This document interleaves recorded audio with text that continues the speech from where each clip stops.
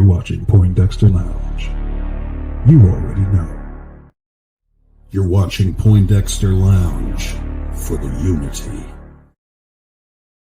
Nicotina's mom! Oh, yeah! Poindexter, you're getting all excited.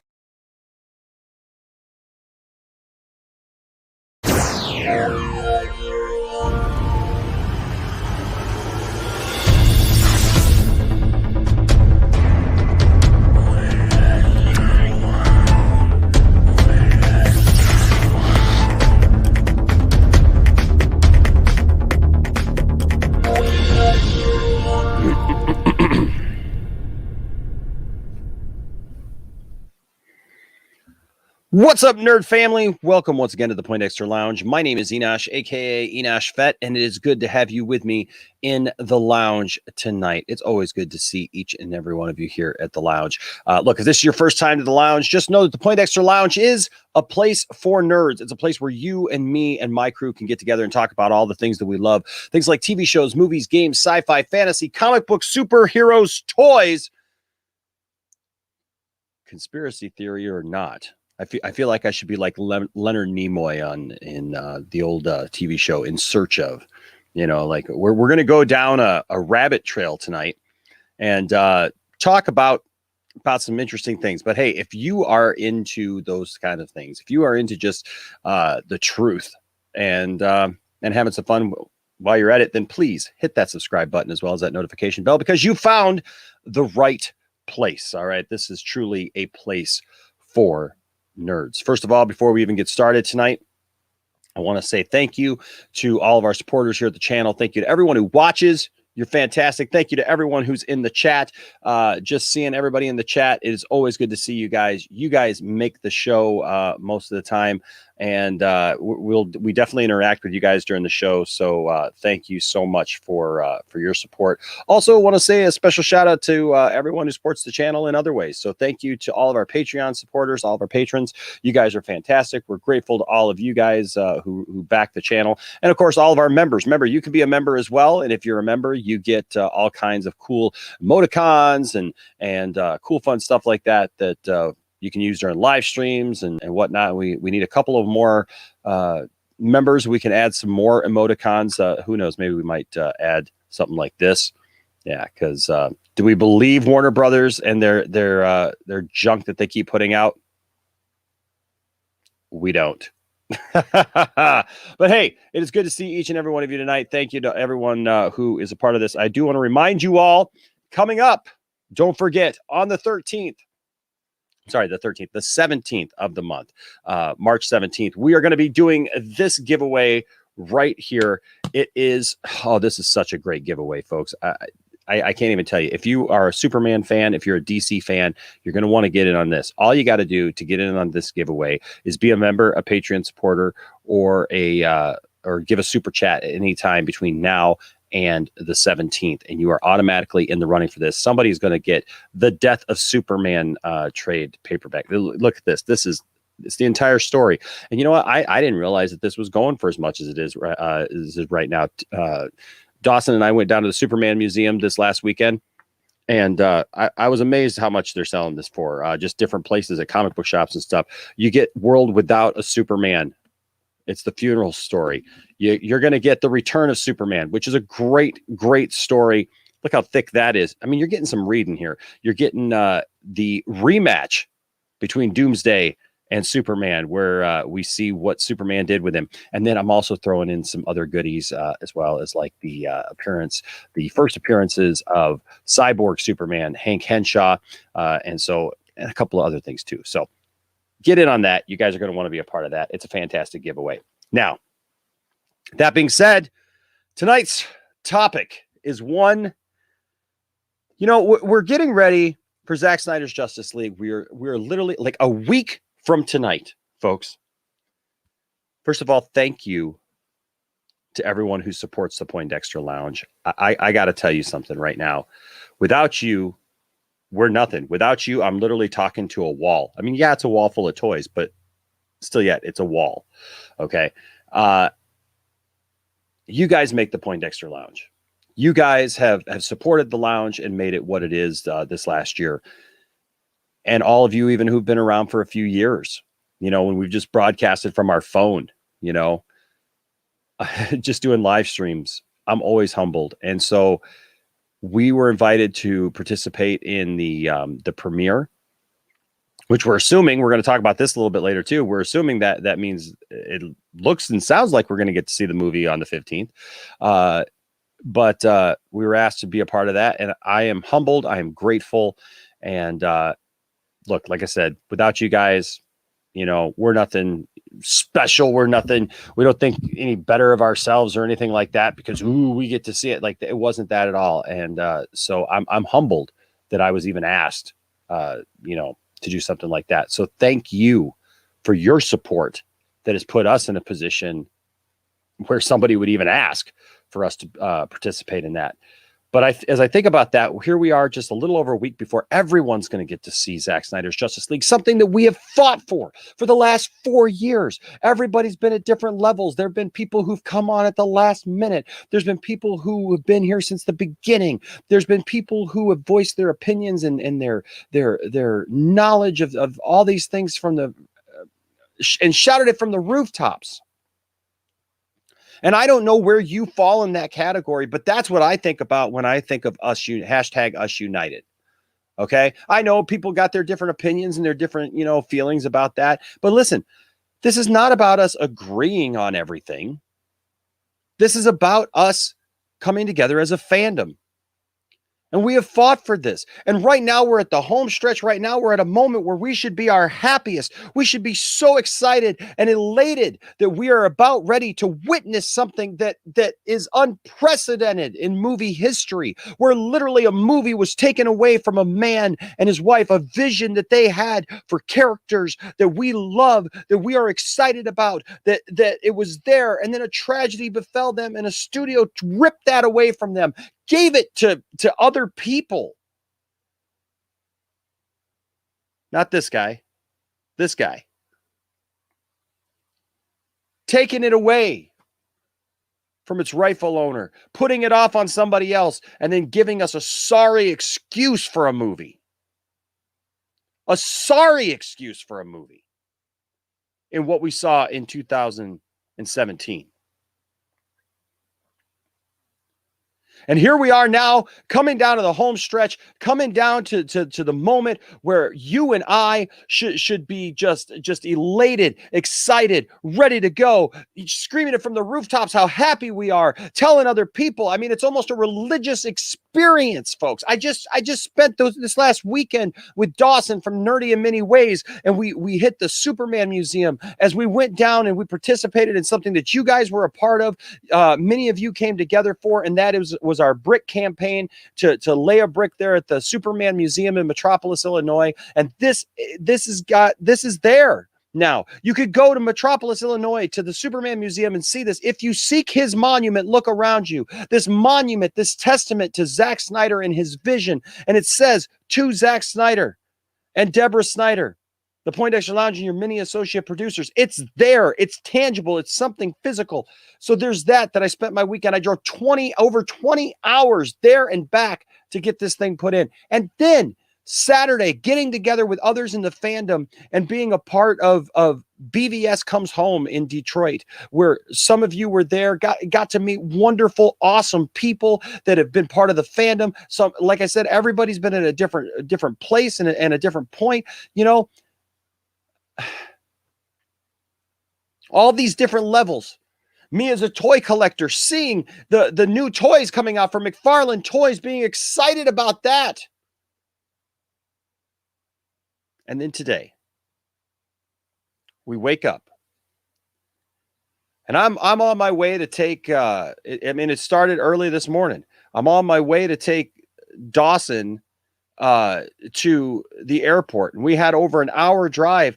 And I come downstairs, and Dawson says to me, "Hey, did you see this new teaser?" And I'm thinking he's talking about the Wonder Woman teaser, and he's talking about this Darkseid teaser that we watched 5 times, and we're like, "What is this? Where did this come from? We don't know whether it's a leak, whether it's something that got messed up, whether it's some idiot who released it early. We don't even know anymore because of the stuff that we're seeing coming out of Warner Brothers, the reactions of people, the things that are going on. We literally sat here just before getting ready to leave the house, wondering, do we talk about this? Do we talk about this in the car on the way down? Do we make a video about this? It's 5:30 in the morning. What else do we do? And we did. And listen, I love you all. I love you all. But I got inundated with people saying, you probably shouldn't talk about that. You probably should. And I'm like, well, I haven't seen anything. I haven't seen anything from anybody. I don't know what to talk about anymore. I don't know what's legit, what's not legit. And thinking that it ended there, like we finally got, a legit word from Ray Porter that, yes, this was fine. This was okay to talk about, which still makes me wonder now, is it just something that Zach just kind of worked it out? We're going to talk about that a little bit because he went on Grace Randolph's channel and talked about this. But is it something that it's just like, oh, well, okay. It's out there now. You can't stop it, right? So what is Zach supposed to do? Is Zach going to make a big deal about it, or is he going to let it go? I don't know anymore. And then you got idiots breaking their embargo, talking about the film. We now know, look, films get leaked. We know that.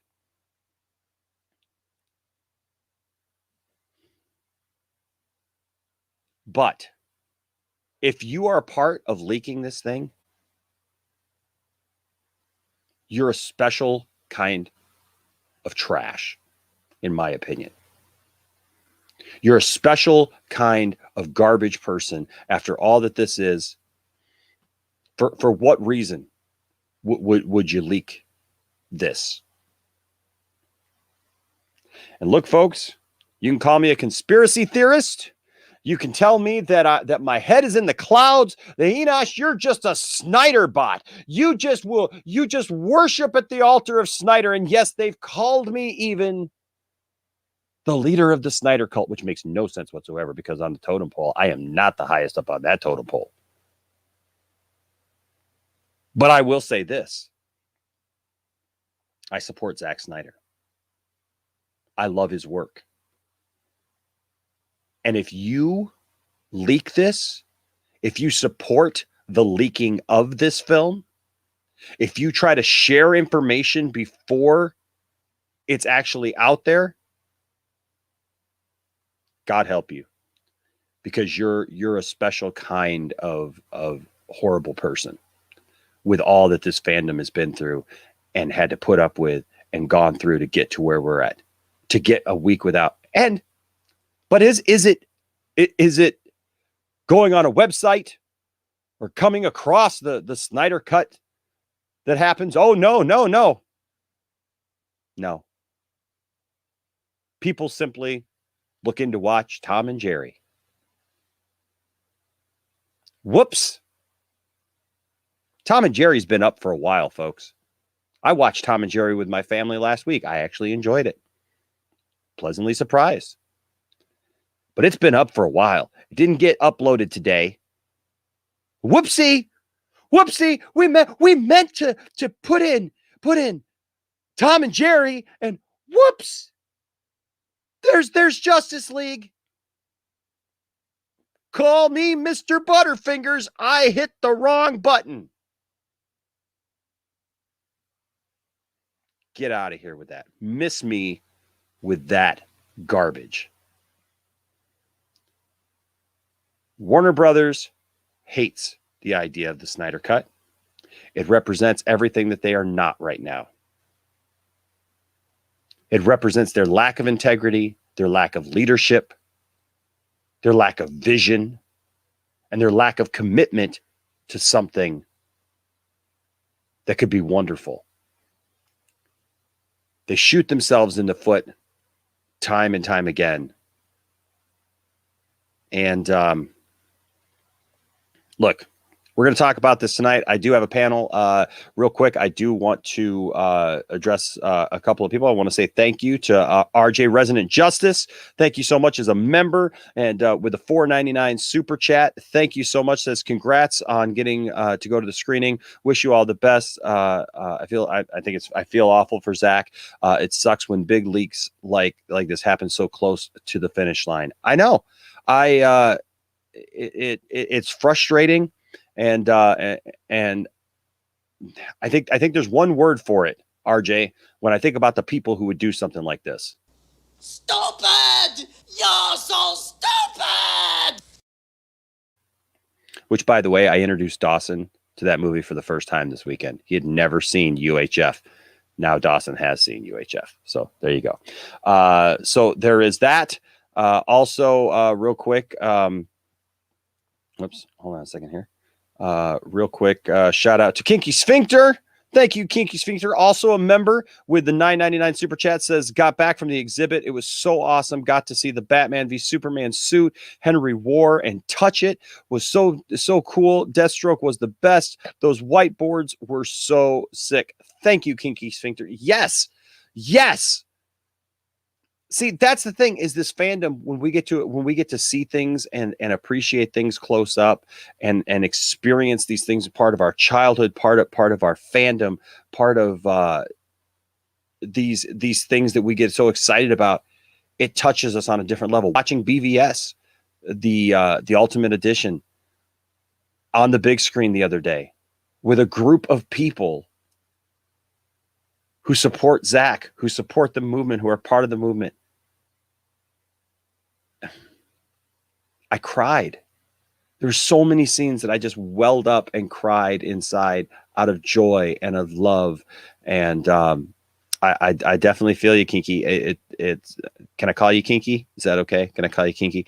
No, I definitely feel you. I'm so there. Max here says there's no more decency in the movie community. I'm seeing all of your comments. We're going to get to some of your comments here in a minute. I got one more super chat. Jeremy Harris, longtime supporter of the channel, been here, man, forever, and I definitely appreciate you, Jeremy. Also just a great guy. Says 2 days ago I told my friend that the movie was going to leak early for sure. I'm ashamed to have seen this coming. Twitch thing was probably a mistake. Yeah, the Twitch thing was probably a mistake. We don't know, and you don't want to think that kind of stuff is going to happen, or that these kind of things will go that way.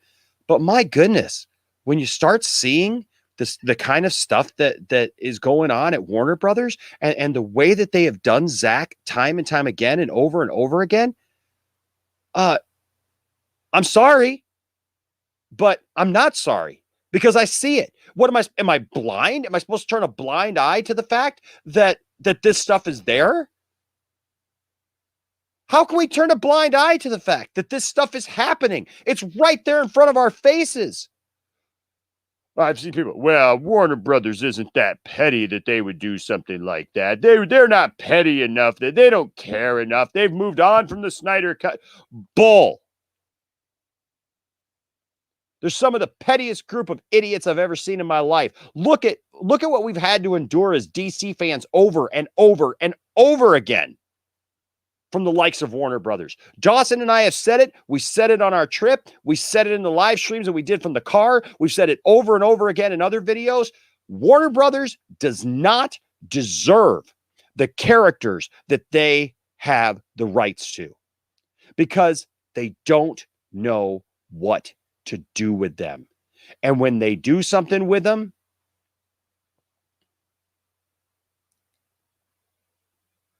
they run them into the ground.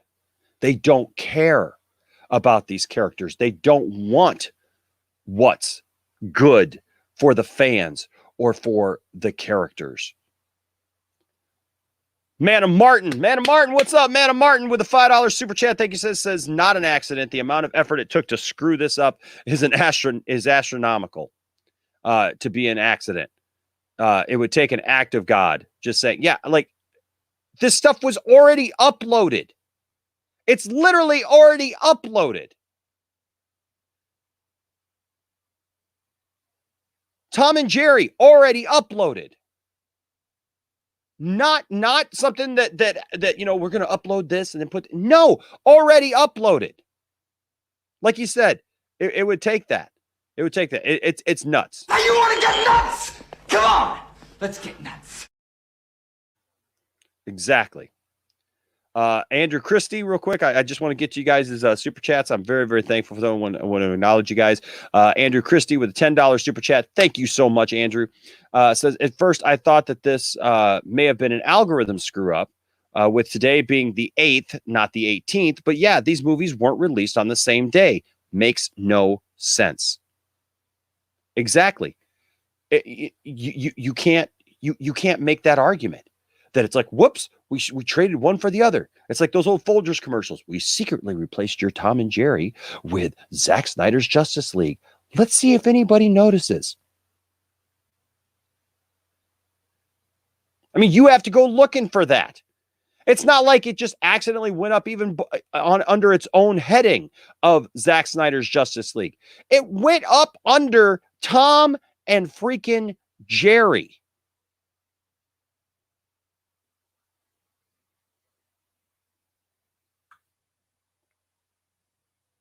All right. Well, I'm going to have to go find. Now I'm going to have to go get that. Thanks, Kinky Sphincter, with the $3.99 super chat. Thank you. Now I'm going to have to go spend more money. Appreciate it, though. But maybe we can use the super chat to go get it. But thank you. Yes. Diana Prince Funko is up for pre-order at the DC shop. So many great things right now to be excited about. So many great, wonderful things to be excited about. And we have to deal with idiots at Warner Brothers. Speaking of idiots, James here is not an idiot, but he recognizes him when he sees him. And yep, acting like a clown again. There are some things, James, that they're just not going to change, right? I mean, they're just not going to change. And we recognize them for what they are. You will never find a more wretched hive of scum and villainy. We must be cautious. For sure. That being said, I do want to I want to bring in our guests. We've got a couple of guests, and we're going to talk about this. And we'll obviously get back to your comments and things along the way. But ladies and gentlemen, will you welcome with me? You know him. You either love him or you hate him. There seems to be no in between, which is fine with us because we like him around here. Ladies and gentlemen, Mr. Matt Jarbo. I'm not that bad. I know. Nah, but it's true. It's true. And tonight, oh Lordy, tonight you guys might really hate me. Okay. Well, we'll get there. We'll get there. We'll get there. We'll get there. Thank you so much. A different perspective with J-Man says, Enosh, I could listen to your passion and strong words for hours. Thank you. Thank you so much. Thank you so much. And then also joining us tonight in the back here, Zod Ryder. What's going on, Zod? Hey, how you doing, man? It's so great to be here at the lounge, man. I love being here so much, and you guys looked like you had an amazing time on your trip. So I just want to say congratulations for that, brother. Thank you, man. I got so many pictures that I got to put up, guys, of me and Dawson going to the Superman Museum this weekend with the brick that we installed for Zack Snyder. You know what I loved most about that is that the museum was super excited. Your son got to do it together. Well, yeah. Or you and your younger self. Yes. But, by the way, thank you, James, so much for subscribing. It's people like you, man, that keep things going around here and keep me motivated and keep me doing what we do here. But yeah, going to the Superman Museum and getting that thing installed and everything. What inspired me most of all was the people who run the Superman Museum were so excited and honored to be able to put that in for Zack Snyder. And we want to get them hooked up together and because they've got some stuff down there, a little bit of stuff, but we want to get them some more stuff. So I had hoped that Dawson could join us. Look, Dawson and I got like literally 24 minutes of sleep. Dawson didn't sleep at all last night, and I barely got him to the airport. We hit a traffic jam that we sat there for like 45 minutes. I got him to the airport literally a minute before they started boarding. And he got through, and so he got home. But we love Dawson. Dawson! Dawson! Ah! Don't worry, you'll see your son again soon. I will. He'll come back. Amen. Amen to that. You know what they say: if you love something, let it go. Oh, if it for comes sure. back to you, it's yours. No, he's awesome. He's awesome. He's an awesome guy, and we love him here at the lounge. So guys, you listen to me. You listen to my concerns about this. Like I said, I was so ticked off. Look, I was sleeping on the couch. I was not even going to stream tonight. Okay, I was debating, but I was exhausted. I was tired because I hadn't slept all day. I was asleep on my couch. I woke up. I started seeing these different things about it getting leaked, about all these things, and I was just like, okay, well, a leak is one thing. I expected leaks. Jarbo, I expected leaks, Matt. Yeah. I expected things to happen because there's always going to be idiots out there, and that's what these websites do. That's what these people look for. So I expected some level of that. But on HBO Max and under Tom and freaking Jerry? Yeah, that's a little bit weird. It's a little bit weird, but I mean, like, if you think about it, it's possible that they were just doing some server maintenance and they ended up crossing the wires. And that's they could have. Those posters were foreshadowing because those posters were out a while ago. Those Tom and Jerry posters in the style of Justice League. Those posters were foreshadowing that leak was going to happen at some point. Yes, maybe. I feel like this is the people working at Warner Brothers. Yeah, it is. And AT&T. What the? There goes Santa. Oh.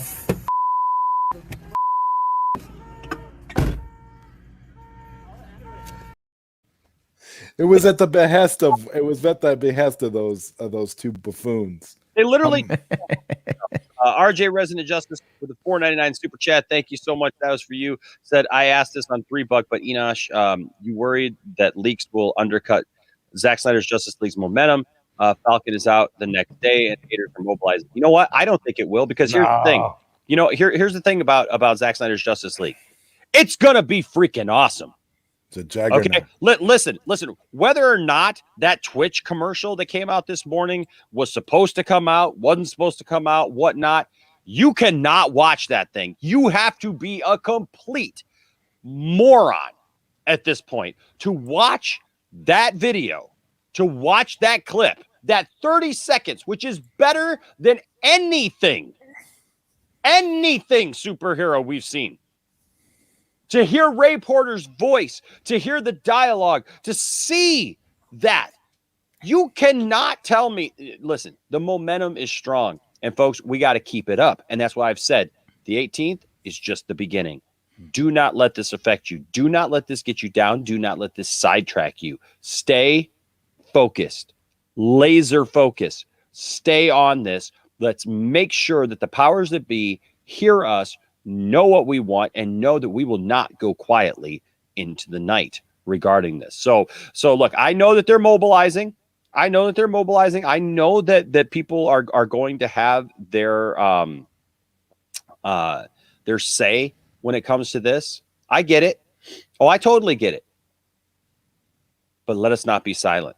Like I said, this Dawson and I were talking about. Dawson and I are both people of faith, guys, and you guys know that. And like, we don't get into that a lot here on the channel, but we were both talking about how the Snyder Cut movement. Like, I think it's funny when they talk about it being it's the Snyder Cult. It's the Snyder Cult. All these people are just this and that. No, you know what? It is a religious experience. I was telling Dawson, like, when I'm talking to people and I'm encouraging you guys, go out and tell somebody about freaking Justice League. I'm doing it. I'm getting a haircut. I'm telling people about Justice League. I'm at the grocery store. I'm telling people about Zack Snyder. You know what I mean? Like, I'm all over the place. Like, I literally just interviewed for a new church job and I'm talking to them about it and they're hyped for it. Like, so the thing is, guys, wherever you go, whatever you do, talk about this. This is something that, like I said, it's unprecedented. And Manna Martin, this is it right here. This is it right here. I screamed this Saturday as BVS closed and we were watching the credits.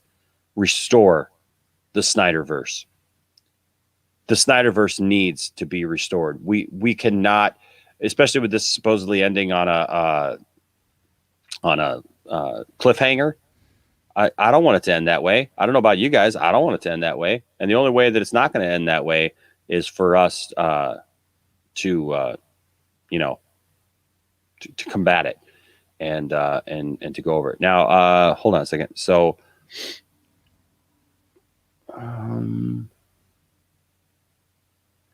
Zoeb says Zach confirmed that it was an ad for Twitch. It was. Yep. That says I can't stop watching. It was fantastic. It was fantastic. What did you guys think of that commercial that came out today? Perfection. Darkseid is as menacing and as wonderfully evil as I could have possibly imagined. I don't see the people complaining and saying that it's not Darkseid, whatever. They don't know. They don't know Darkseid. Let's just put it that way. Wow. I know. What did you think, Matt? I thought it was really good. It was like the other trailer that came out today kind of paled in comparison. You know, I kind of feel like the Darkseid one really had a lot of meat to it. You know, it gave you a bit more of what to expect. It set something up, you know, versus just more of a character profile that we already, you know, kind of know about, to be fair. So I liked it a lot. And I've watched it a bunch. We watched it on my stream too a little bit, and there's a couple like people really excited. What I'm excited for is other people getting excited for it. Like, and I think this trailer excited people in a way that a lot of the other stuff that's been coming out this week or the last couple of days hasn't, to be honest with you. Yep. Because it kind of like it was meaty, you know. Oh, but for sure. And then what's the other thing? It was and then there was also all that nonsense this morning, like the gatekeeping over like don't talk about it.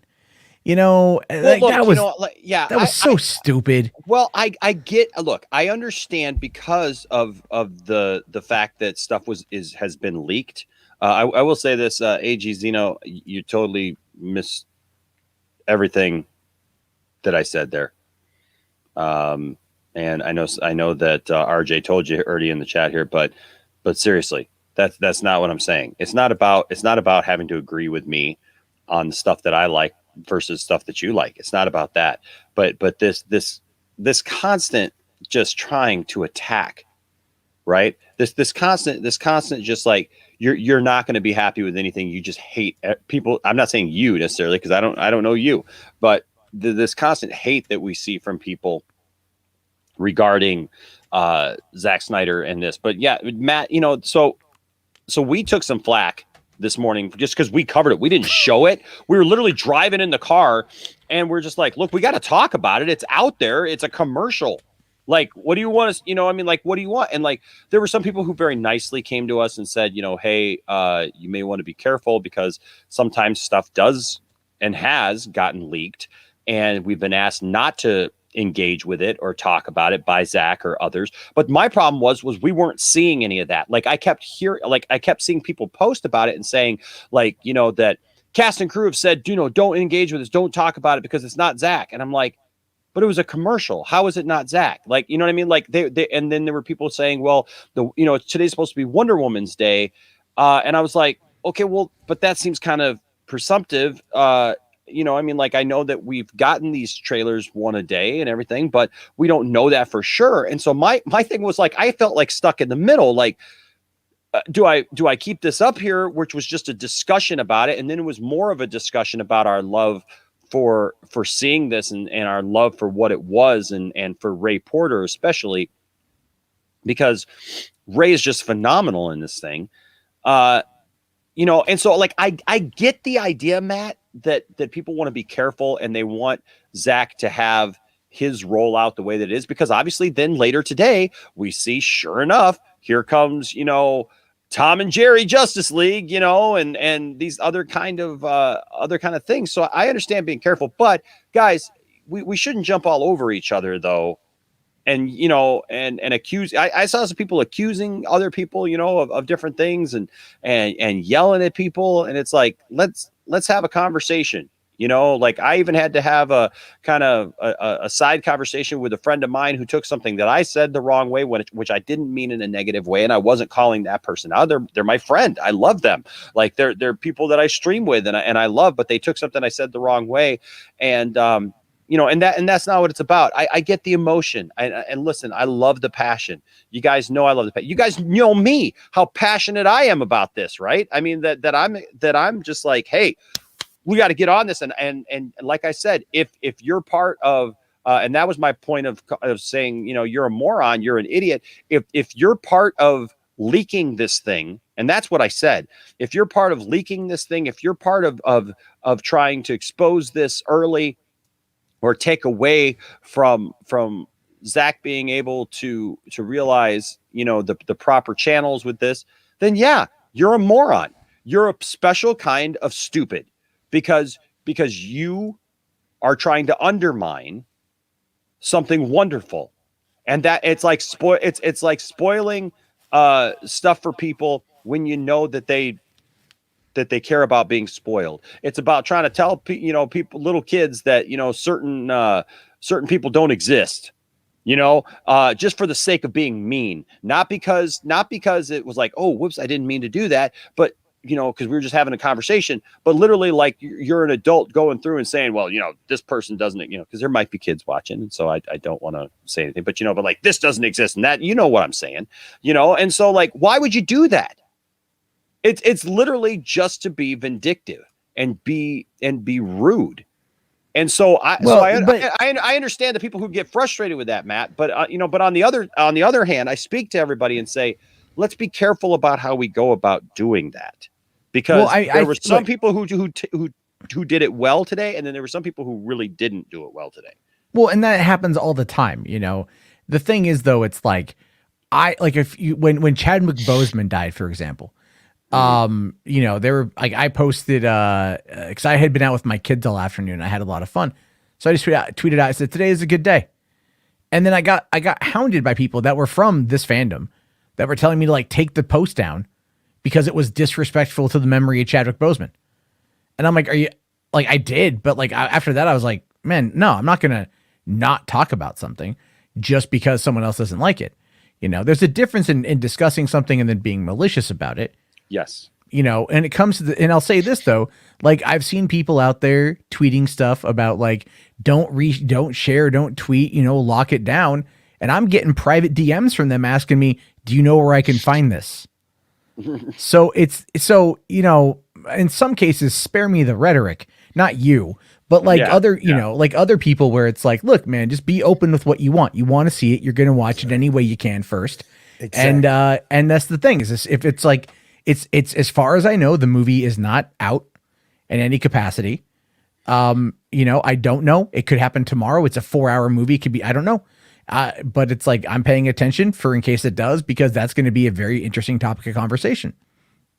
But there are people out there that are saying, don't talk about something. What they don't realize is when you put a taboo on something, it makes more people talk about it. Yeah. So, and it makes them seek it out. So it's like, don't treat it like it's a leper, right? Don't do that. Have an open conversation. Like it happened on Tom and Jerry. Okay. So let's think about this. Like, how could it have happened? Rather than like, why did it happen? Think about how could it have happened? And you start kind of running through the process of elimination. Like I've seen people today come out and go, well, somebody went in there and they did it on purpose because Walter Hamada and Toby Hemrick, they hate Zack Snyder. And so they wanted to hurt Zack Snyder by doing it. Does that even make a lick of sense? Right? Because it's like, why would they do Tom and Jerry? Why would they do Tom and Jerry? Maybe the movie itself didn't really matter. Maybe it was just leaked this somehow. Yeah. Or, and I kind of, we covered this a little bit on my stream, but just to kind of reiterate an updated point that I had, how many times have you accidentally posted the wrong link? Right? You're working on YouTube, you're working on Twitter, you're trying to like make sure you have the right link and you go, I posted the wrong thing. Sure. So if you have both your movies updated to a server, all you have to do is get the link to where the file is on the server and then post it into like a link to publish it. It's not but the most Tom complicated. And Jerry in the Snyder Cut should have been nowhere near each other. It's true, but it's entirely possible that the person who made that mistake had been working on the Snyder Cut, preparing it for the virtual release, or because we do know that certain people have gotten early screeners this week. The invite links have gone out for critical reviews. Mm-hmm. So it's already on the server. It's already being shared. They could have been doing routine maintenance on it. The person copied the link, thought he copied Tom and Jerry, and posted it, and it was Zack Snyder's Justice League and didn't realize it. Now, to me, that comes across as the most Occam's razor approach, because those kind of things in IT happen. How many times have you heard the story about a movie theater that had a packed theater for kids showing like the SpongeBob movie, and they accidentally showed an R-rated horror movie? Yeah, now you think to yourself, or there's been like other weirder things, and like I get that, and yeah, man, I hear you. And look, I try to not be conspiracy theorist, either.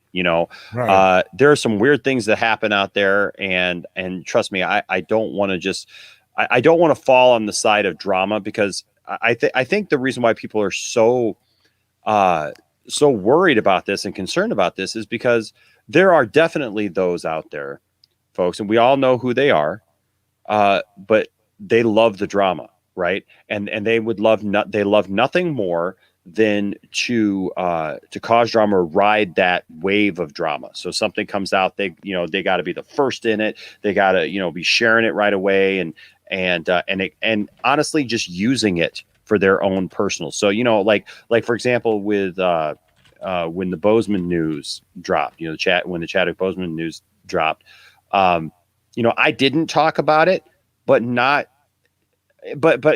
felt that day too, like, am I doing a disservice to him and his memory because I'm not talking about it? Because he was definitely worth having a conversation and showing honor to because of what he did. You know what I mean? Like he was great in the role and in other roles. And so it's a real fine line of trying to figure out, like, we talk about these things, we discuss these things, we report these things. And any of us who have a viewership of people that watch us for this news and information, it's a very fine line, I'll be honest with you, between sharing information, talking about information, and using it as a you know what I'm saying, like as a means just to get those clicks and views, and I ain't even saying that because, look, if you're on YouTube, you want people to watch, right? So I mean, like, when people are like, you did it for clicks and views, well, when you hit broadcast and you hit go live, you're doing that for clicks and views. But I do believe that there is a narrative, though, that sometimes people try to spin, like, ooh, look at this, thing that happened. Look at this conspiracy theory. Look, like you said, they were sitting and waiting. There was just, there was a guy outside the door of the editing bay, and just knew that, like, he was waiting for somebody to walk away. It's like a stupid comedy or something, and the guy goes in there and switches out the files, and all of a sudden Zack Snyder's Justice League is on. But it is weird. It is definitely weird that. Well, it's weird, that but it's like technical errors can happen, you know, and it's just, that's the whole point of it. But the question isn't about, at this point, like, figuring out how it happened, kind of moot, to be honest with you. Yeah. But it's like, now what about the ramifications? How much is out there? How much have people seen? How much is being shared? And is it going to end up getting leaked fully? Early. Exactly. Now, because it's like, the thing is, like, Warner Media issued a statement saying it was only active for a few minutes, which is a lie.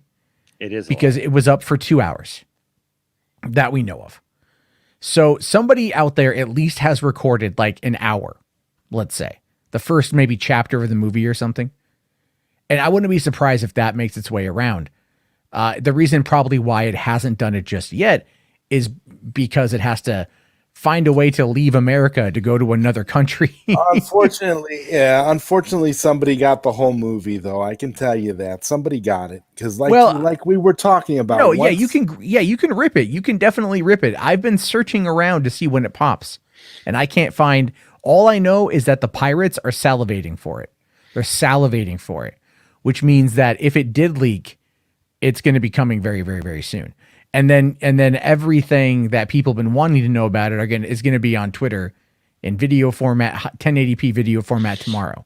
Yeah. You know, so that's going to be something that's going to be interesting to see, but I don't think it's going to hurt the film. Neither do I. No, Neither it's a juggernaut. The Snyder Cut is an entity among itself, so it's not going to get hurt by this. This is going to be one of those things that's going to be that's basically anything proof. Anything can happen to it, and the fan base and the fervor for it is so strong that we're just going to plow through it regardless. It's like Enosh was saying, it's almost a religious experience at this point. Well, I mean, yeah, it's kind of funny because Zach did that. We didn't watch that full video with Grace Randolph, but he's like, oh, but if you're going to like plow through it, I can tell you when to go to the bathroom. That was and I'm funny. That was hilarious. And you and I were like, there's this thing called the pause button. Though, yeah, so I thought that was I still think it's weird. I just still think it's weird. Well, did you guys see the end of the video? No, because it's 18 minutes. Okay, so we'll talk about the end of the video here in a second. RJ, Resident Justice, with another $1.99 super chat. Thank you so much, RJ. Can't express my thanks enough. Says concerned that WB will hide Zack Snyder's Justice League numbers from us. I don't think that they're going to be able to at this point. I mean, I don't know what you guys think. That can't happen because AT&T is in charge of everything, not WB. So WB is not going to be able to hide any numbers. AT&T will know what the real numbers are. So there's not going to be any mix-ups about what the numbers are. But whether or not they actually, there's no way to the third party verify. And that was actually a criticism from today because Amazon put out this press release talking about how Coming to America 2 had like the most streaming numbers that they'd ever had on the platform. Right? Oh yeah, wait till the Snyder Cut comes out. Yeah, I'm saying like Scott Weinberg, Frosty from Collider, and he made a good point. He goes like, but they don't. Wait. Frosty made a good point. He made a good point here. Yes. Okay. A broken clock can be right twice a day. Hold on a second. I gotta do this. You gotta drop it right. Yeah, I wasn't ready, but I mean that's kind of crazy. That's kind of nuts, and I just have to ask, why did you say that? Okay, well it's okay. I got another person I'm going to mention that you're going to probably want to keep that drop on hand. Okay. I'm sitting right here, man. You're good. Okay. But no, Frosty had said, he goes, Amazon didn't provide the numbers. They just said that it was the most. And he's like, that's the difference between box office reporting, which comes in through a couple of different outlets, right? So like when I used to manage a theater, I had to call in to Rentrax every single night and tell them our numbers. So, and they would catalog it. So third party companies would handle this in order to provide accurate reporting. Streaming numbers, they don't got to say nothing. Netflix just will come out and say this movie was playing in like 96 million households. Yeah. Right. It doesn't say, was it the whole movie? Was it anything longer than 30 seconds? It doesn't give us any valid metric. They just clicked on the movie. It's like, yeah. So it's that whole thing. So it's like, we don't actually have the data. Now, if you look at the data that was presented from Wonder Woman 84, because it was a benchmark situation, right? It was meant to be the first of its kind, so to speak, for what Warner's is doing. They were happy to report that half of their numbers, but they said half of the people, half of the subscriptions watched it, but they didn't tell you how many total subscriptions that they had, right? That number had to be found elsewhere. So they come on in and they don't pad it, but they say it in a way that's very, manipulative a little bit. And they all do this. And so I'm as excited for. It's the same thing when movies were coming out in the theater and like you get the number one comedy in America this year, and it's like it's the first comedy in America this year. So what I love was when they're like, it's the highest grossing R-rated movie on the third Friday of January during a new lunar cycle. Right. It's like, oh, okay, sure, yeah. And they literally will find they treat every movie with a participation trophy. You know what I mean? Sure. You're You're absolutely right. I just feel like they find any way, like, oh, they don't want to, they want to keep everyone involved. I get it. And it's all marketing. It's all marketing. But I'll say this, I would probably argue at this point, I'm more excited to see the Monday morning numbers than I am to actually see the film. At this point, because I already know I'm going to like the movie. I already know what to generally expect. But I want to see what the data tells me. And I'm hoping that the data is massive. Well, you know, if there's one thing that is massive, it's the fact that we did get, you know, some possible confirmation that this movie is finally coming. You know, Zack Snyder's Tom v. Jerry. That'd be fire. That'd be fire. get the Snyder cut of Tom v. Jerry for sure. A couple of super chats here that I want to get to. Andrew Christie, thank you so much for the $5 super chat. Says there are so many movies getting released soon, and it just so happens to be the Zack Snyder Justice League that this happens to. See, and that's a great point, because it's weird. It's just weird that, like, one thing after another. We've talked about this, Matt, and we've talked about this, you know, with other people on other streams. It's like every day that Zach does something or Ray Fisher does something, all of a sudden here comes Warner Brothers with some crazy, you know, counter programming, you know, or something, you know, to say, here's our thing, you know, don't pay attention to Zach's thing. Here's our thing. And I think right now fans are just getting sick of it. Like I don't even think that it's really that fans just really believe that, okay, I'm sure there are some, so I don't want to say nobody, but I'm just saying, I don't think that the majority of fans are, like, you know, wearing the tinfoil hat and thinking, well, somebody snuck in and, you know, just replaced the movie or whatever. But, you know, we understand mistakes do happen. The problem is like, why are all these mistakes and why are all these, like, weird things happening around Zack Snyder's Justice League? Well, remember the first mistake happened in the first big mistake happened in 2017. Right. Like, when they swapped out the movie that we were supposed to get with another movie. we know at this point that they're liars. We know that we know that we can't trust Warner Brothers to tell us the truth and to tell us what's actually going on. We know that they've tried to obstruct justice in ways with the crew and with the stuff that Ray Fisher has shared. So we know that, like, unfortunately, we don't know that they are above actually doing something like this. And that's the problem. So that's what I think goes in the back of the average fan's mind and goes, I don't want to believe that. I don't want to believe that it's something stupid. This shouldn't have happened. If this leak was going to happen, this could have happened to any movie, but it's so coincidental that it just so happens to be the Snyder Cut. That's why I can't fault people for having those concerns and bringing that up, because my God, it's weird. It's weird. Also, hey, RJ Resident Justice with another $1.99. Thank you so much. Said, could the leaks be a purposeful marketing ploy? Yeah, Matt and I touched a little bit on this earlier about the marketing ploy. Yeah, I mean, like I said before, is right now everyone's talking about it, you know? Yeah. People are talking about it. I think with the movie being a week away, and a lot of people are this next week is going to be really intense, leading into, like, the marketing and the interviews and the reviews and the commentary.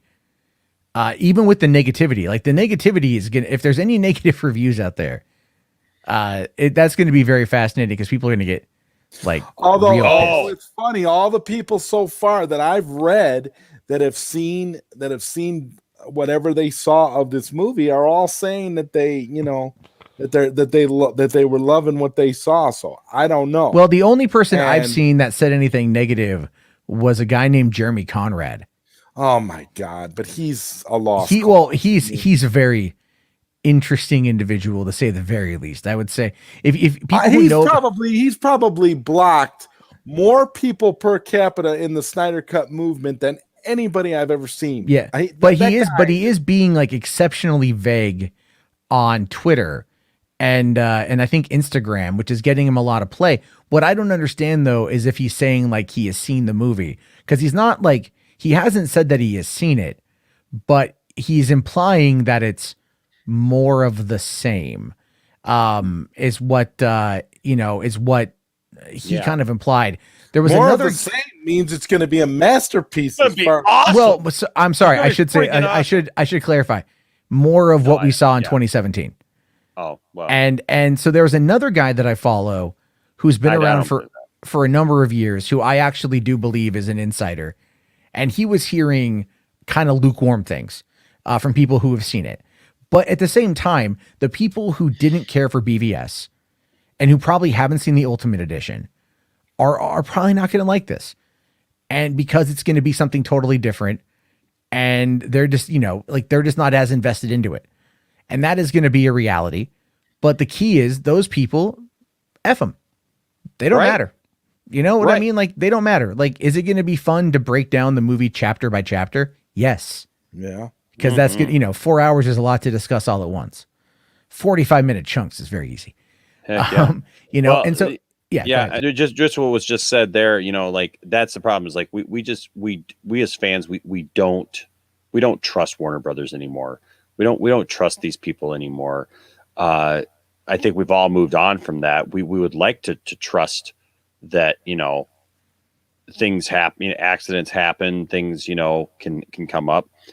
But if this were any other studio, we probably would accept that. But because of Warner Brothers and because they've cried wolf so many times, it's like we're just, it's like, well, and that is the hard part. That is the hard part, because it's like, yeah, they've done all that stuff. I mean, well, okay, Ray Fisher came out last week, released that statement, and Warner's didn't respond, right? And so that was interesting, because I was waiting for the other shoe to drop on that one, and nothing was ever said. And then now this happens, so that, so people are going to find that particular connection. Yeah, that was the thing I brought up. These are some of the images floating around. Oh, that's cute. That's cute. Yeah. And these are older ones too, by the way. Yeah, really? these have been out since before. That's why I say, isn't it a coincidence that the Snyder Cut leaks over Tom and Jerry, and this was kind of like a tie-in that they were doing? It's so funny, like. It is. It's really. I mean, I love these. I would actually like to have these posters, to be honest with you. Those are cool. I do need to see. I still need to watch Tom and Jerry. I haven't watched it yet. I'll be honest with you, Matt. I really loved it. My family loved it. It was cute.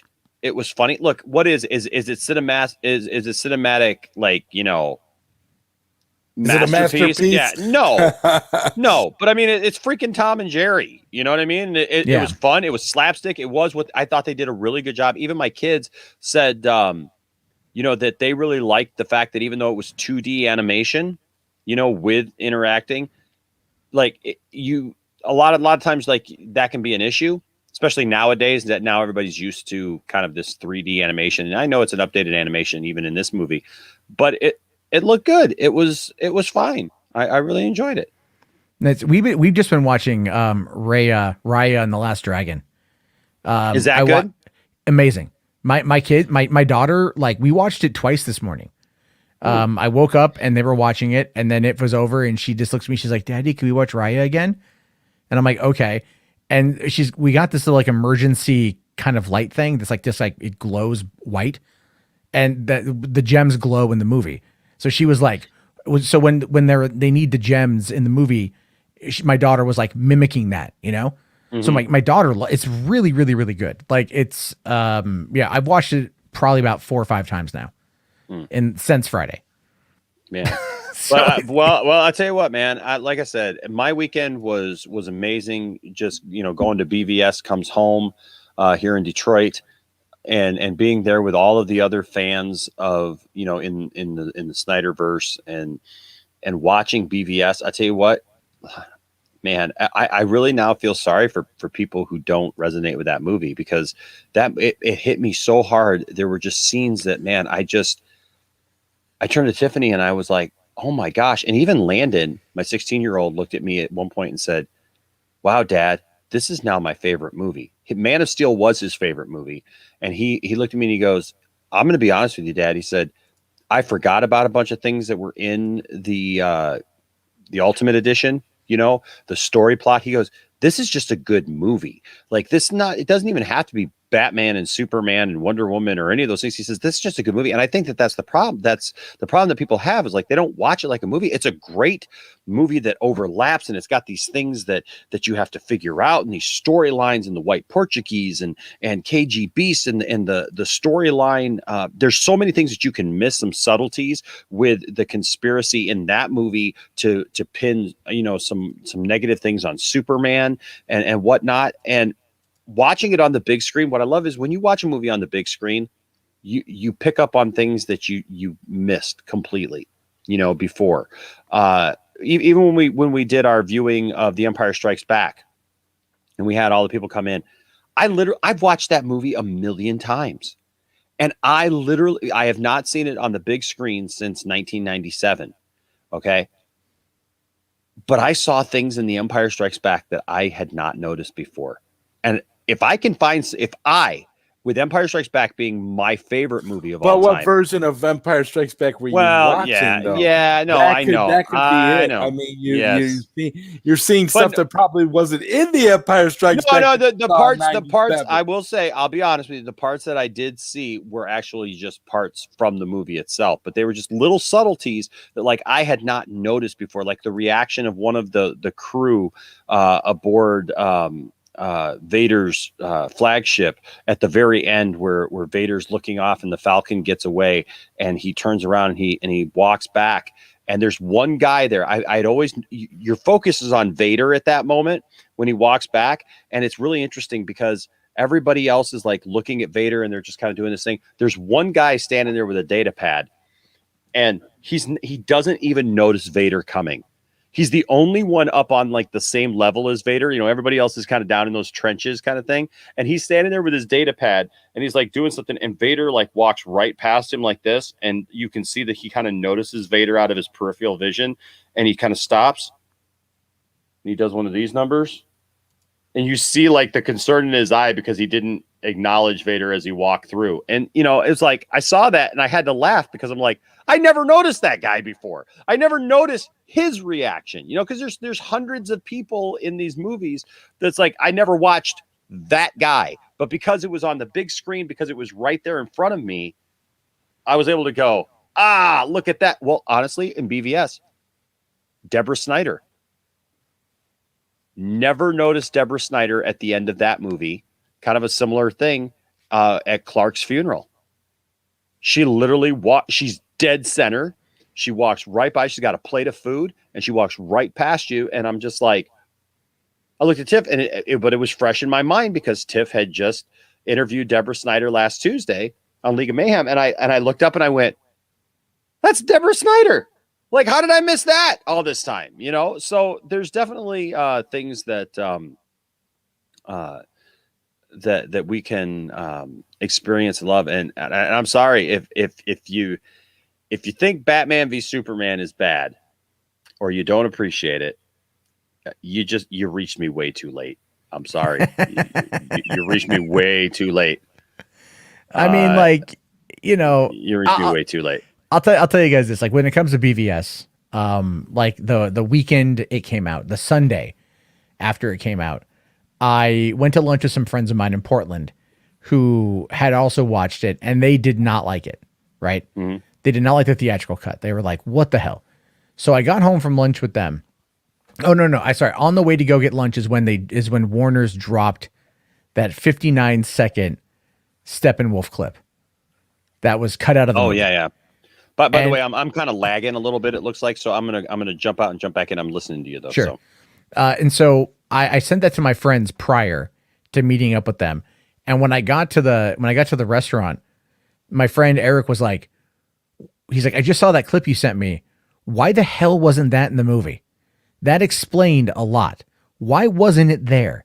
And that just goes to show you that, like, the people who saw the theatrical, and there's still so many people who have only seen that they think that is the definitive version of that movie. The one thing that struck me as so bizarre, though, Matt, in talking about the Ultimate Edition, is when they put this movie in theaters, before it came out in theaters, they advertised that the home video version was going to be an extended cut. Right.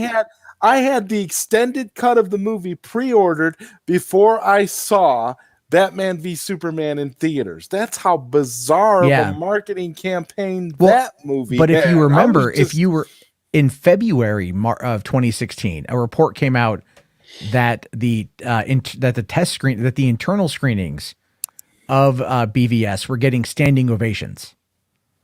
Yes. So that was an early story that came out like in January or February of 20. And I believe that was the 3-hour cut of the movie. As far as I know, that was the 3-hour version.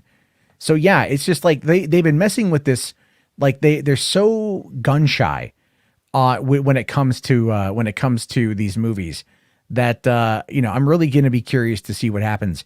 And I won't lie, I'm so excited for the Snyder Cut to come out so that we can finally talk about it, and then maybe for a little bit of time put the conversation to bed, because it always feels like it's one of those things that like there's no reason why 4 years from now we won't still be talking about Justice League. We probably will. The way we've been talking about BVS, because if Warner Brothers behavior is any indication, they're just going to keep messing up. They keep fumbling and fumbling and fumbling, and they keep getting financed and financed and financed. And I don't understand why. And this is why I think AT&T is finally going to lower the gauntlet on them when it finally becomes clear that the Snyderverse is something that is economically viable to them as a company and is something that they need as a property for the future of HBO Max and Warner Media. I think there's going to be some changes over at Warner Brothers. I really do. There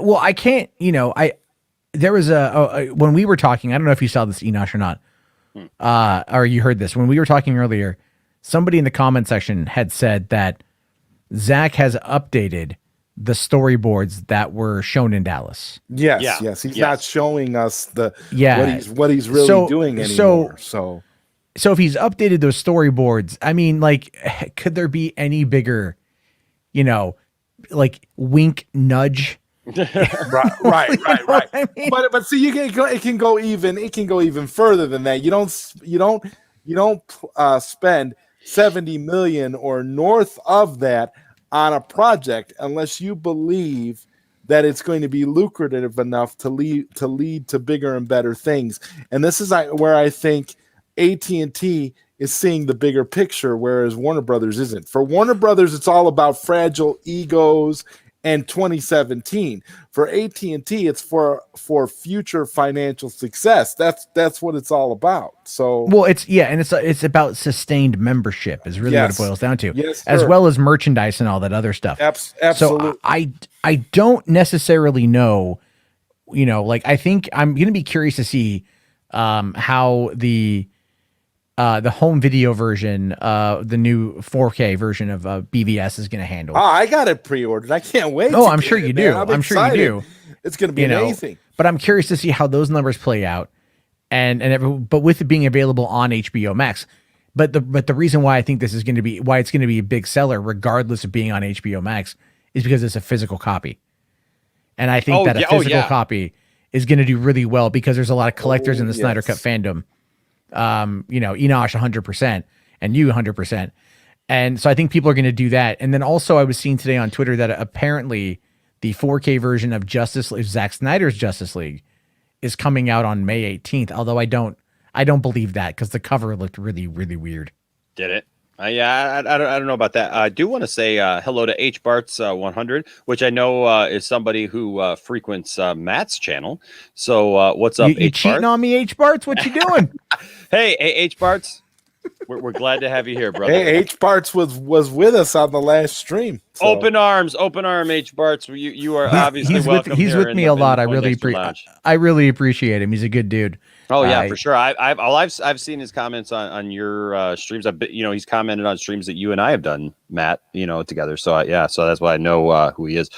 But in December, Joe Manganiello said something with Deathstroke is being developed with Zack's involvement, and there's been a lot of circulation, a lot of talk about the Deathstroke thing. On HBO Max, this possibility of Ben Affleck actually getting to see some of his vision actually brought to HBO Max, I'm all for it. And none of that would be a possibility if AT&T didn't see the potential of success in the Snyder Cut. If they thought the Snyder Cut was a cul-de-sac, like Warner Brothers would want us to believe, if we listened to Warner Brothers, we wouldn't be here right now. It's so polarizing the way you have those two diametrically opposed, entities all under the same umbrella. It is so bizarre.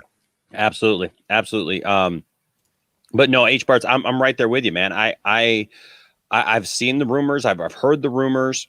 And I hope that they're true, because my gosh, I mean, look at Joe in the trailer, that was dropped even today, with him in there and his new updated look, even with, I love how Zach even did that, updated his He looks look, like a samurai. Oh my gosh. So I'm really excited about seeing his vision. I think it looks tiftastic for sure. It looks tiftastic. But yeah, thank you for the $5 super chat there. Also, Resident Justice RJ says hit play on Zack Snyder's Justice League and Tom and Jerry comes on. If that happens, whoa, that'd be hilarious. We'll all just the internet will implode. Like all of us Snyder fans, I think, would just I don't know what would happen. Talk about pandemonium, dogs living with cats, cats living with mice, chasing each other around. Man, that would be I don't know, that'd be crazy. So we're gonna take a look at this because I wanted you guys to see the end. I just saw the chapter 7 thing there in the comment section.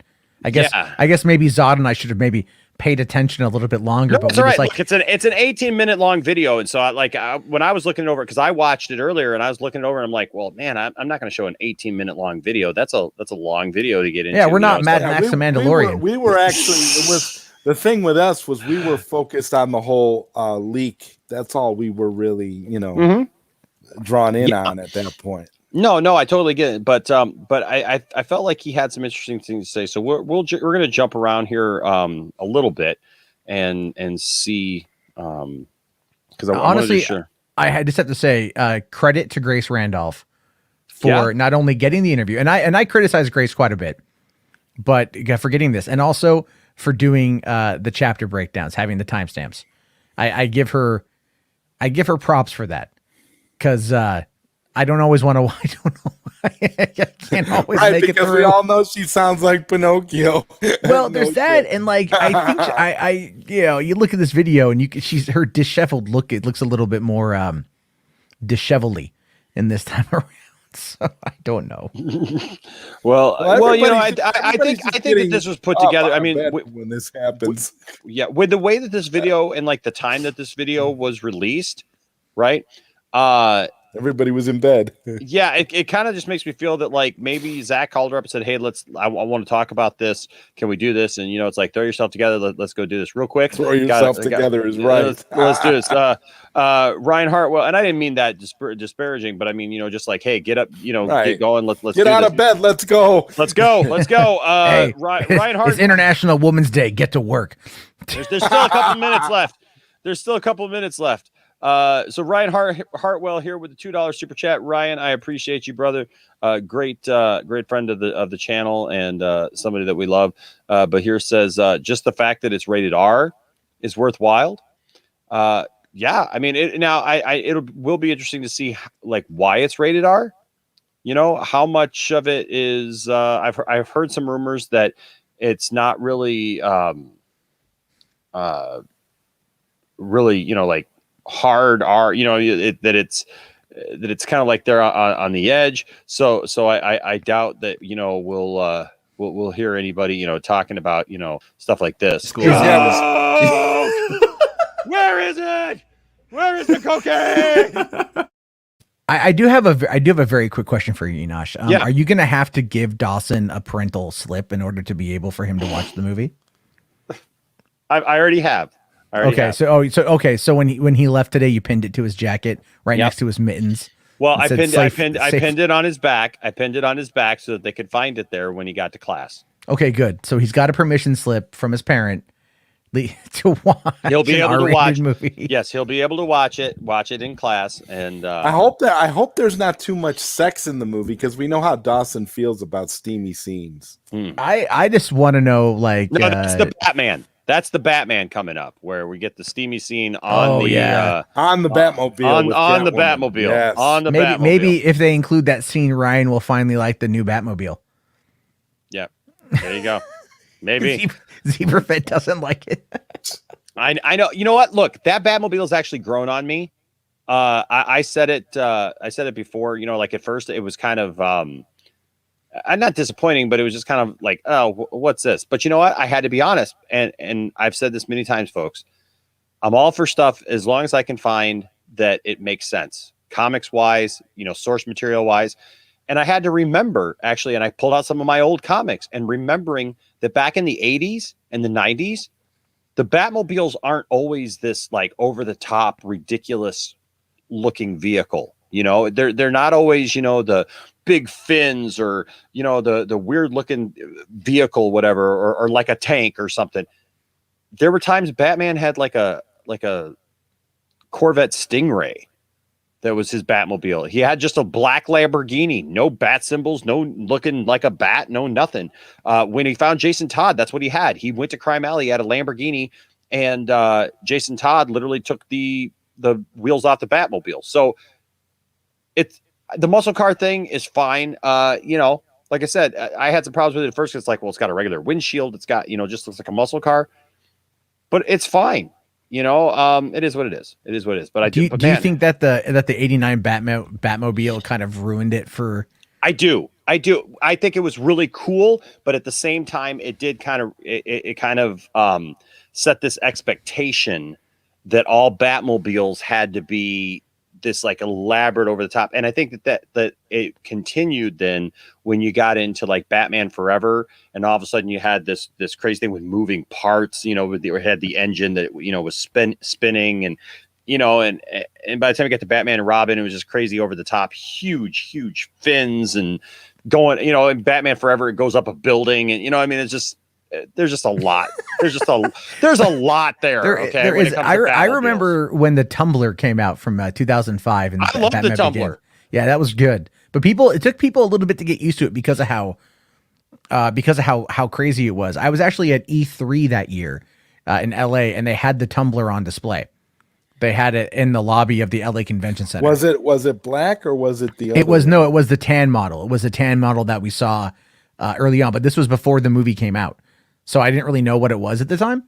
And then, but that was still pretty cool to see. So, yeah. Anyway, I mean, I'm cool with the muscle car. I really like Batfleck's Batmobile before it gets tore up. Oh yeah. I want to see this Bat Tank. You know, I really want to see this Bat Tank that's in Justice League. So here's H Barts with another $5 super chat. Thank you so much. And given the fact that we're talking about Superman, let's talk about somebody who else is indestructible and always does the right thing. John Cena!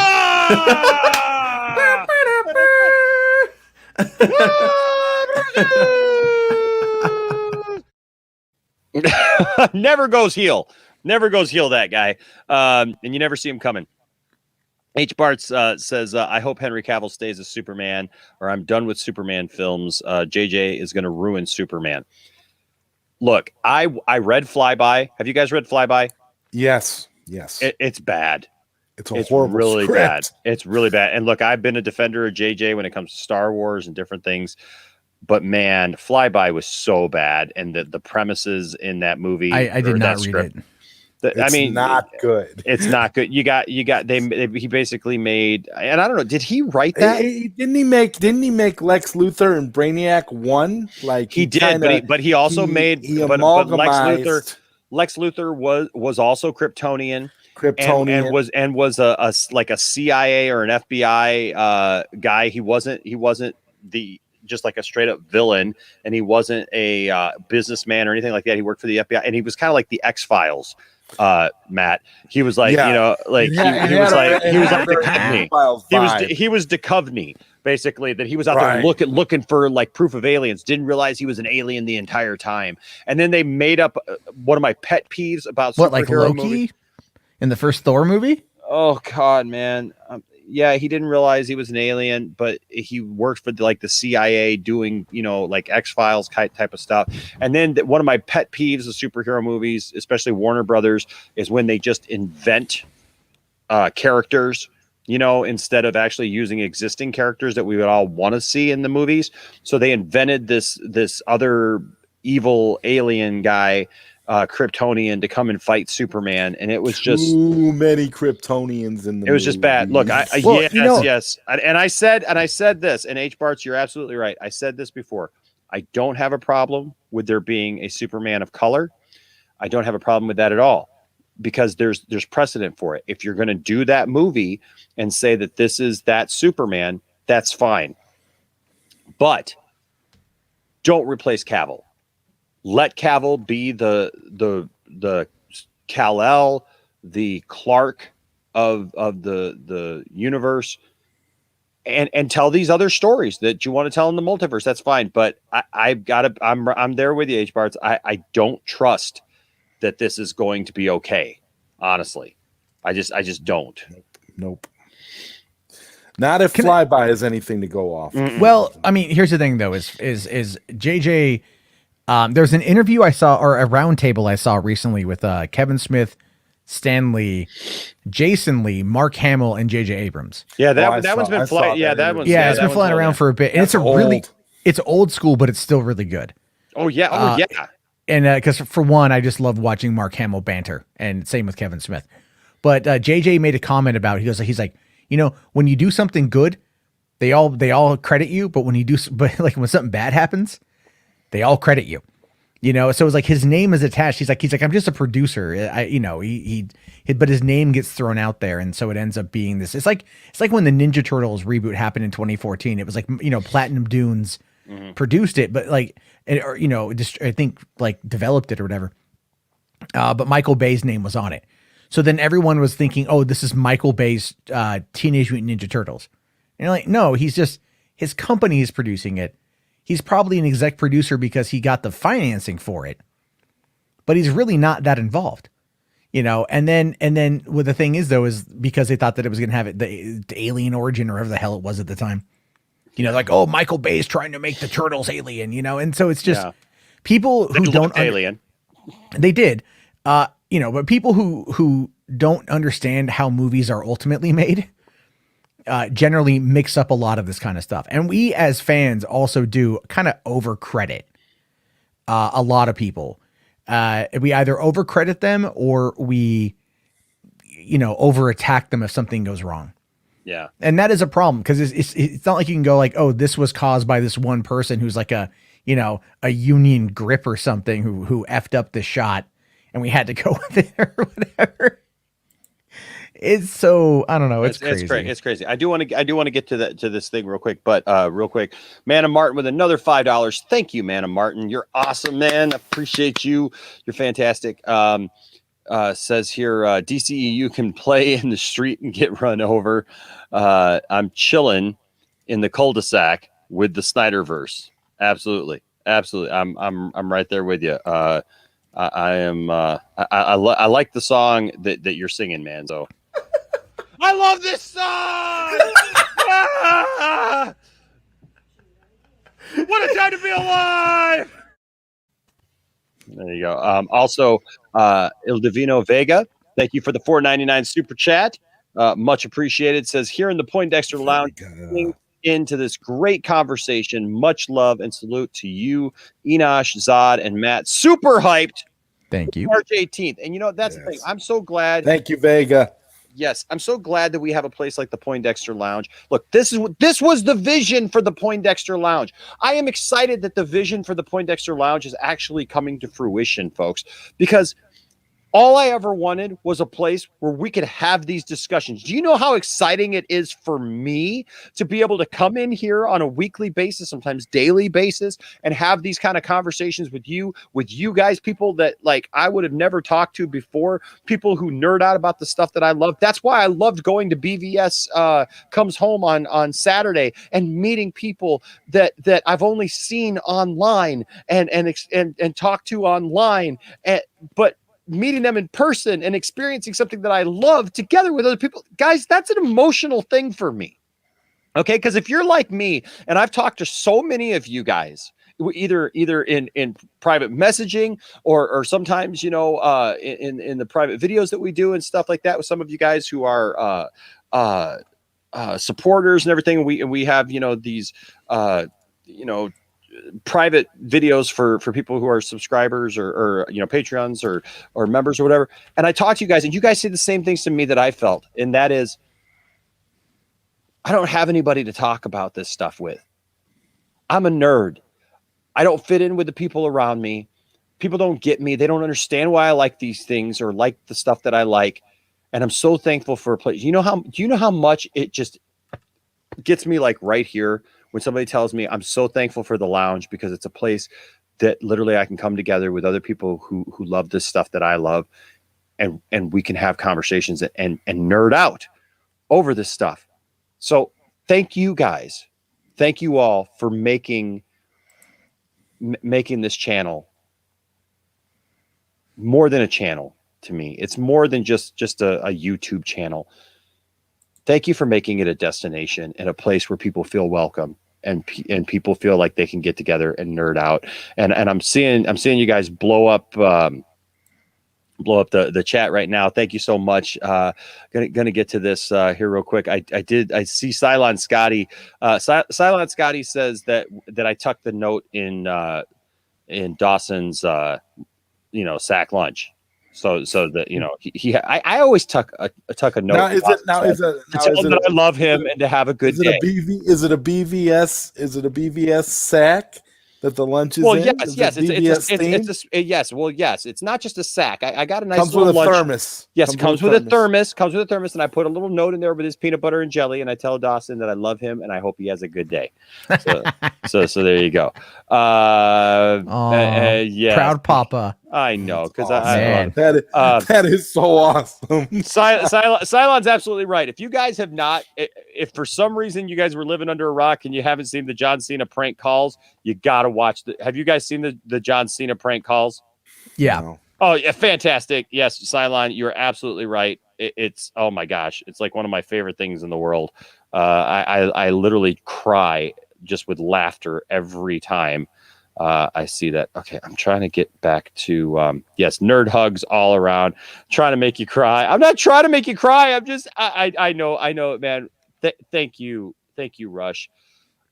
I do. I get emotional, guys, about this because this is my stuff. This is who I am as a person, and it makes me, it does make me emotional. I know there's some people, they just report on movie news and, you know, and it's not really, you know, something there, you know, I mean, they're passionate about movies, maybe you're passionate about stuff, but I'm really passionate about this stuff. And so it means something to me. H Barts with another $5 super chat. Wow. H Barts, thank you so much. That's so fantastic. You know, we'll give you the, you're kind of a big deal now, man. You've been making some comments. So we'll give you the Anchorman drop. Scotchy. There it goes down into my belly. Kind of a big deal. There you go. It says, how could Warner Brothers not want Cavill as well? He has been willing and tried to get Man of Steel 2 made. Also, if Val Zod is another Superman, maybe have Kal-El train him. Yeah, put them together in a movie. I'm fine with that. But I mean, look, when you look at Henry Cavill doesn't just look the part, he's living the part. People want him so bad. We've wanted literally Henry to come back into this role for how long? Why is it that we are literally 8 years out from Man of Steel and we have not had a proper Man of Steel sequel? I know Batman v Superman is technically the Man of Steel sequel, and we're talking an arc and everything, but it just blows my mind that they have the perfect Superman. I just watched BVS, and when he walks into the Capitol building and he's walking down the hall, he freaking looks like he just stepped out of the comic book. He's got the muscular build, and yes, they put a little bit of padding, but the dude takes off his shirt, man, and he looks jacked. He's absolutely jacked. What more could you want? Yeah, let him train a Val Zod or Cal. What's his name? Calvin Ellis. Calvin Ellis. Yeah, like have him train, or just have them work alongside each other, meet each other up from the multiverse, and just do that. But don't replace him. That look, people know what gets to me, and they send me private messages. Go, see there, Enosh, your boy Cavill's gone. Your boy Cavill's gone. They're replacing him. See there, Yeah, it's you got the people that hang out in the corner sending you DMs. I know that happens to me too. No, I know, but you know what? Yeah, it is what it is. It doesn't get to me, but it's just funny because I just look back at them and I go, yeah, good luck with that. Good luck with that. We'll see. Andrew Christie is a new member. Andrew, you're a member. Welcome. I feel like you should have walked past. Like here you go. Welcome to the lounge. Thank you so much, Andrew, for becoming a member. And also, William Powell is also a member. 2 new members of the channel. Thank you guys so much. Welcome. Nice. This is your access. You get to see hi and take a look around. And thank you guys for putting your trust in the lounge and joining. We're definitely glad to have you guys. And I love all the hugs, and I love you guys for all these comments and stuff. Thank you for Dark Claw. Man, thank you guys. I didn't even mean to get y'all going on this, but yeah, man, thank you guys. William Powell says I was gonna cry, then I saw Jarbo's head. Yeah, I get that. No, it's all right. It's all good. Okay. So that being said, thank you guys. William Powell here, man, he joins the membership and then drops a $5 super chat. Says this leak means nothing in regards to Zack Snyder's Justice League success. Game of Thrones was the most pirated show ever. They did just fine. Absolutely. Yes. Absolutely. You're absolutely right, William. I don't think that this is going to do that. You know what it's going to do? It's just going to make the haters even more mad. Rage. This is going to make them rage, and that's okay. Also, H Barts with a $10 super chat. Oh my gosh, H Barts says my dad has been watching superhero films since the first Superman movie, and he can't believe they want to replace the 2 best castings in Cavill and Affleck. It's insane. It's insane. I mean, I don't know. I look at what's out there right now, and I don't see anybody better. I mean, do you guys see anybody else that you think could just step into those roles at this point and just not right now? No. I don't want anyone else to do it. Yeah. Yeah, I don't see it. I don't see anybody just stepping into those roles and taking that over, because they're iconic. At this point, both guys are just fantastic in the roles, and so even people who played the roles before, these guys stand out amongst them, even, so. Yeah, I agree. Scion here, or Saiyan says no one is better. I agree. They just do a tremendous job. Okay, so let's go ahead and let's take a look at this real quick. I wanted to get to this part of the video here. Let me see. Let's watch the first part here real quick, because she does talk a little bit about. Oops. Can you guys hear that? Yeah. Dull moment over there. No, we don't. Yeah, we don't like to just. Take it easy. Take it smooth. I can't. There's an echo though. Yeah. Well, we are getting. I can't a hear new it at all. thing. That's Hold on a cool. second. That's cool. Yeah, right. I have to say you have the coolest leaks. Roll with the punches, I guess, as they say. Yeah. Well, we're getting very close to March 18th. So close that people are beginning to make a plan on how to watch this 4-hour film. And who better to make that plan with than you? Yes. So we decided to do Zack Snyder's guide on how to watch the Snyder Cut. I mean, look, and I think that So March 18th, next week, and yeah. the week is going to kick off with your virtual.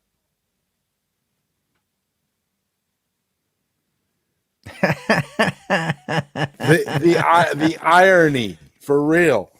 Does it get any more ironic? Premiere on Yeah. Monday, March 15th. What can fans expect? I don't know that it's going to be. I'm also still waiting to see what that means. Like, I've never done a virtual premiere. You're probably you're more of a veteran of virtual premieres than I am. So maybe I should ask you what I should expect. A lot of kind of what we're doing now. I don't know. Am I walking anywhere? I honestly, I don't know. I'm sure HBO Max has some really cool stuff planned for you. They have the emojis that have already come out and everything. So they're really ramping everything up. That's great. So I can't wait to see how these last 2 weeks unfold. Me either.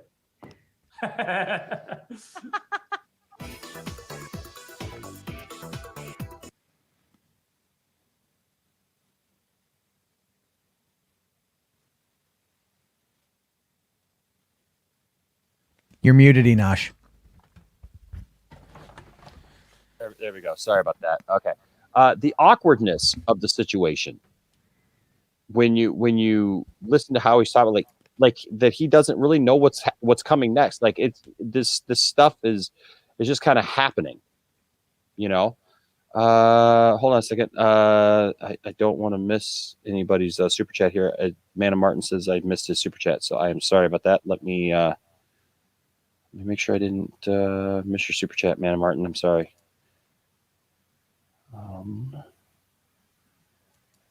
Going back here. Oh, yes. I'm sorry. I totally missed that. I apologize. Thank you though for pointing it out. Says Zach Mana Martin says Zach created the best version of Clark. You'd have to be adopted to understand. It's complicated. I love Zach's version of Clark Kent. Even seeing it once again in Batman v Superman this time, it's amazing. We get a lot of Clark Kent in Batman v Superman. And we get more than Man of Steel, that's for certain. Oh yeah. I mean, we get more Clark being Clark. Yeah. Which is what I wanted. Clark. Which is what I really wanted. Yeah, the traditional Clark at work. Well, I like that he actually was an investigative reporter. Yes. And that was like, because when that was cut out of the theatrical, I was like, oh yeah, it made even less sense. It's like, well, he's a reporter. Why'd you cut out all the scenes where he was doing? Yeah, but there's a shot of him where he's on a ferry going between the two cities, and I was laughing because I'm like doing things that reporters actually do. Well, and he's like, but he's doing things that normal people would do. Yes, you're like, he could fly. He could just fly and like go high enough. No one's going to see him in the clouds, land back down. No one's going to see him. But he's like, no, I'll take a ferry. Like a normal guy. Yeah, like a normal guy. And it's just like, okay, those little moments add a lot to the character. Oh, yeah. Well, it shows that he's just, like you said, a normal guy, right? Like, well, look at the end of even Man of Steel when he first dons the glasses and he rides a bike through Metropolis. I agree with you, Matt. He doesn't have to ride a bike through Metropolis. He could fly. Like traditionally we'd just see him fly and land on top of the Daily Planet or something. He cares about the human experience. He cares about being a human just as much as he cares about being Kryptonian. But you can't show Superman being a human. Because people got mad at that. That was one of the bigger factors people got mad at in Man of Steel, like the criticisms. And it made no sense because you got to see Superman being a human in Superman 2 when when he gave up his powers to be with Lois, and then he had to practically beg his father to get his powers back so that he could go fight Zod. I mean, it was like you got to see a very similar dynamic there, and that's another thing a lot of people miss. There's a lot of similarities in the way Donner was trying to humanize, Clark Kent, in the way that Zack Snyder ultimately did, just in an updated way. But yet it's okay for Donner, but it's not okay for Snyder. Well, speaking of Dawson and I are working on a video actually that we're going to do together that might tick some people off because Christopher Reeve himself had a lot of things to say about the dynamic of what Superman was and what Superman became in his movies. He didn't like the slapstick stuff. He wanted Superman to take on more. Reeve wanted Superman to be like Zack Snyder made him. Well, and that's what he wanted. That little spoiler alert. That's the premise for our video. And I know that it's going to rub some people the wrong way, but here's the thing: for years, research, you'll find that out. For years, fans themselves demanded and said that they wanted a Superman that was more real, that dealt with real everyday problems, and that's what Zack Snyder gave us in Man of Steel. And then, like you said, Matt, then all of a sudden, all these people turned on it and was like, "No, we don't want that." Like, well, make up your minds what you want. Yeah, but I love Clark. In Zack's iterations, like even Clark showing his human side. Here he is, this alien. He finds out all this stuff about himself, and where does he go? Where does he go to make his decision and to get some kind of encouragement as to what he should do? He goes to his church. He goes to his priest and sits there contemplating what he should do. That to me is just a powerful moment, because the priest walks in and is like, "Oh, it's you."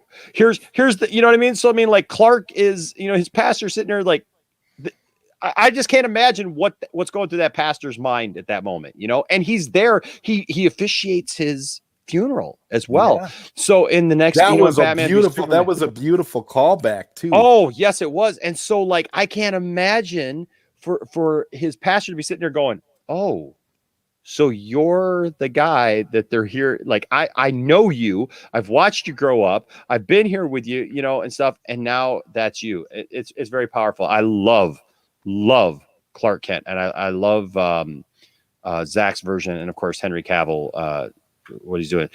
Andrew Christie with a $20 super chat, and he's a member. Thank you so much. Says, "Enosh, you're so right.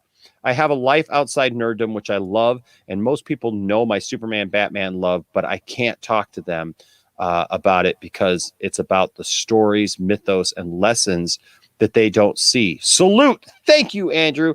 And so here's the thing. This is so right on so many levels, Andrew. And I changed things because I got some more clips here, but to share. But here's the thing. Andrew, you're so right. And I deal with this as well because of the fact that those of us who are nerds like this, we get very important life lessons out of even watching Man of Steel, BVS, these nerd movies, right? We glean life lessons from these things. And then when we try to share them with other people, sometimes, like, look, guys, I understand you. I understand those of you who, like, you go to work and you say, "Hey, I was just watching Man of Steel, and there was this powerful moment that really got to me about Clark's story and about his adoptive world and stuff." And the people at work are looking at you like, "Yeah, this crazy guy." They look at you like you're the only person in the world who cares about that stuff. That's what it is. You're the only one they know because we're the only one. They got their, they don't like any of that stuff. They're like, "Oh, well, I like that Avengers movie. That was good." Right. I took the kids to see it. Like, it's some kid thing. And we're sitting there going, "Hey man, I learned a valuable lesson about life from this nerd stuff, from these movies and these TV shows and these things that I love." And, and they'll go out all day and, have collections of things, sports memorabilia, but like somebody will come over to my house and see that I got a cutout of Henry Cavill here, or see my wall of Star Wars Black Series figures, or like, God knows everything else that I got, and they'll go to my living room and they'll see superheroes and toys and stuff. And they just look at me like, oh yeah. It's just a little out there. I don't understand that, and act like there's something wrong with me or something because of it. So guys, I feel you. I totally know what that feeling's like, but you know what? It's okay. It's okay. We're all right. And you just have to get mad, and you just have to let them know this. I'm not locked in here with you. That's it. You're locked in here with me. Just let them know that they get away with that. Also, H Barts with another $5 super chat. Thank you so much. Says, I was also super anti-Affleck before BVS came out. And you know what? I can't fault you for that, because when I first heard that Affleck was going to be Batman, I went, oh, okay. And he look, I've learned, guys, and maybe you guys can comment about this. I've learned I am never again going to look at a probably even just like a superhero casting in a negative way ever again, like, and make some kind of big deal about it, because every time I do, I get proven wrong. These people step up because the casting people see something that we don't. The thing with Affleck for me wasn't so much that Affleck had been cast, but the thing that I was worried about was I knew the backlash was coming. That was the thing. I was like, okay, obviously Snyder sees something that we don't, but the backlash is going to be nuts, and we were right. It's like, oh no. Hey guys, I actually got to bounce. No problem. I gotta take care of some stuff. That's good. That's good. Do you have anything? No, I mean, to say before you leave. Look. I mean, I'll joke a lot and poke the bear quite often, but I want to see it, and I don't want it to be ruined for anyone that it's not, that doesn't want it ruined.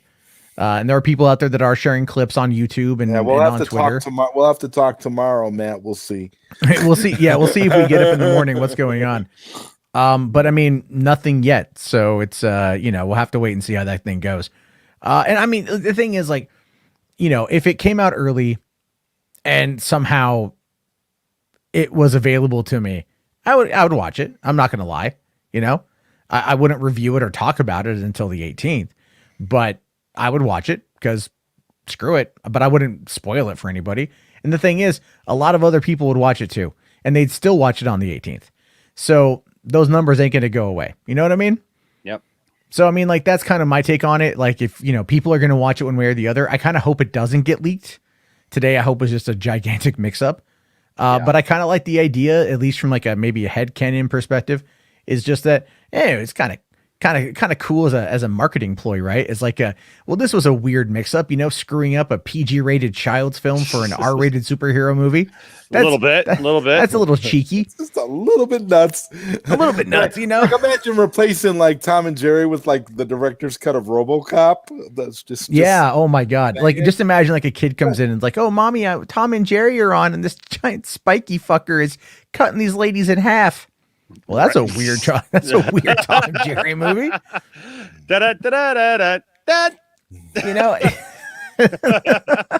Your thumbnail today, Enosh, by the way, is absolutely brilliant. I mean, oh, thank you. Oh, me?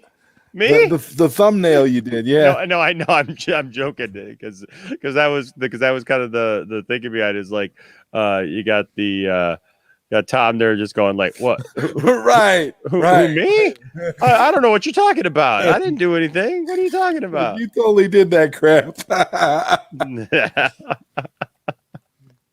Yeah, man. I'm right there with you guys. I don't. Wait. Man of Martin's saying it's on torrent sites? Oh no. Oh, that's. Hold on.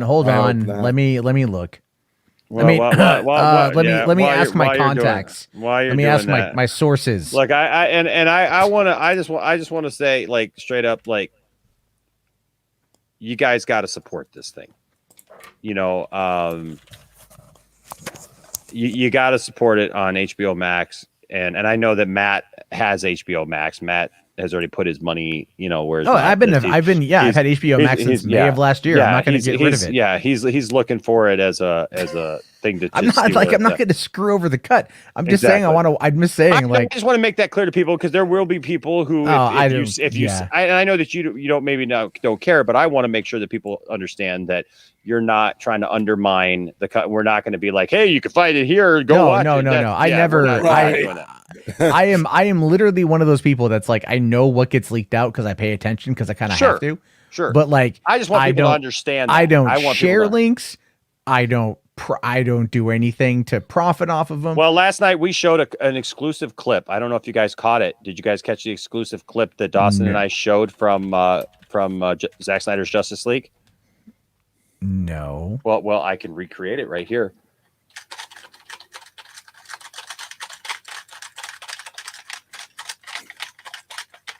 Wait, is that Justice League 2 or Justice League 2A? It might be Justice League 2, but Superman loses once again, and Darkseid victorious.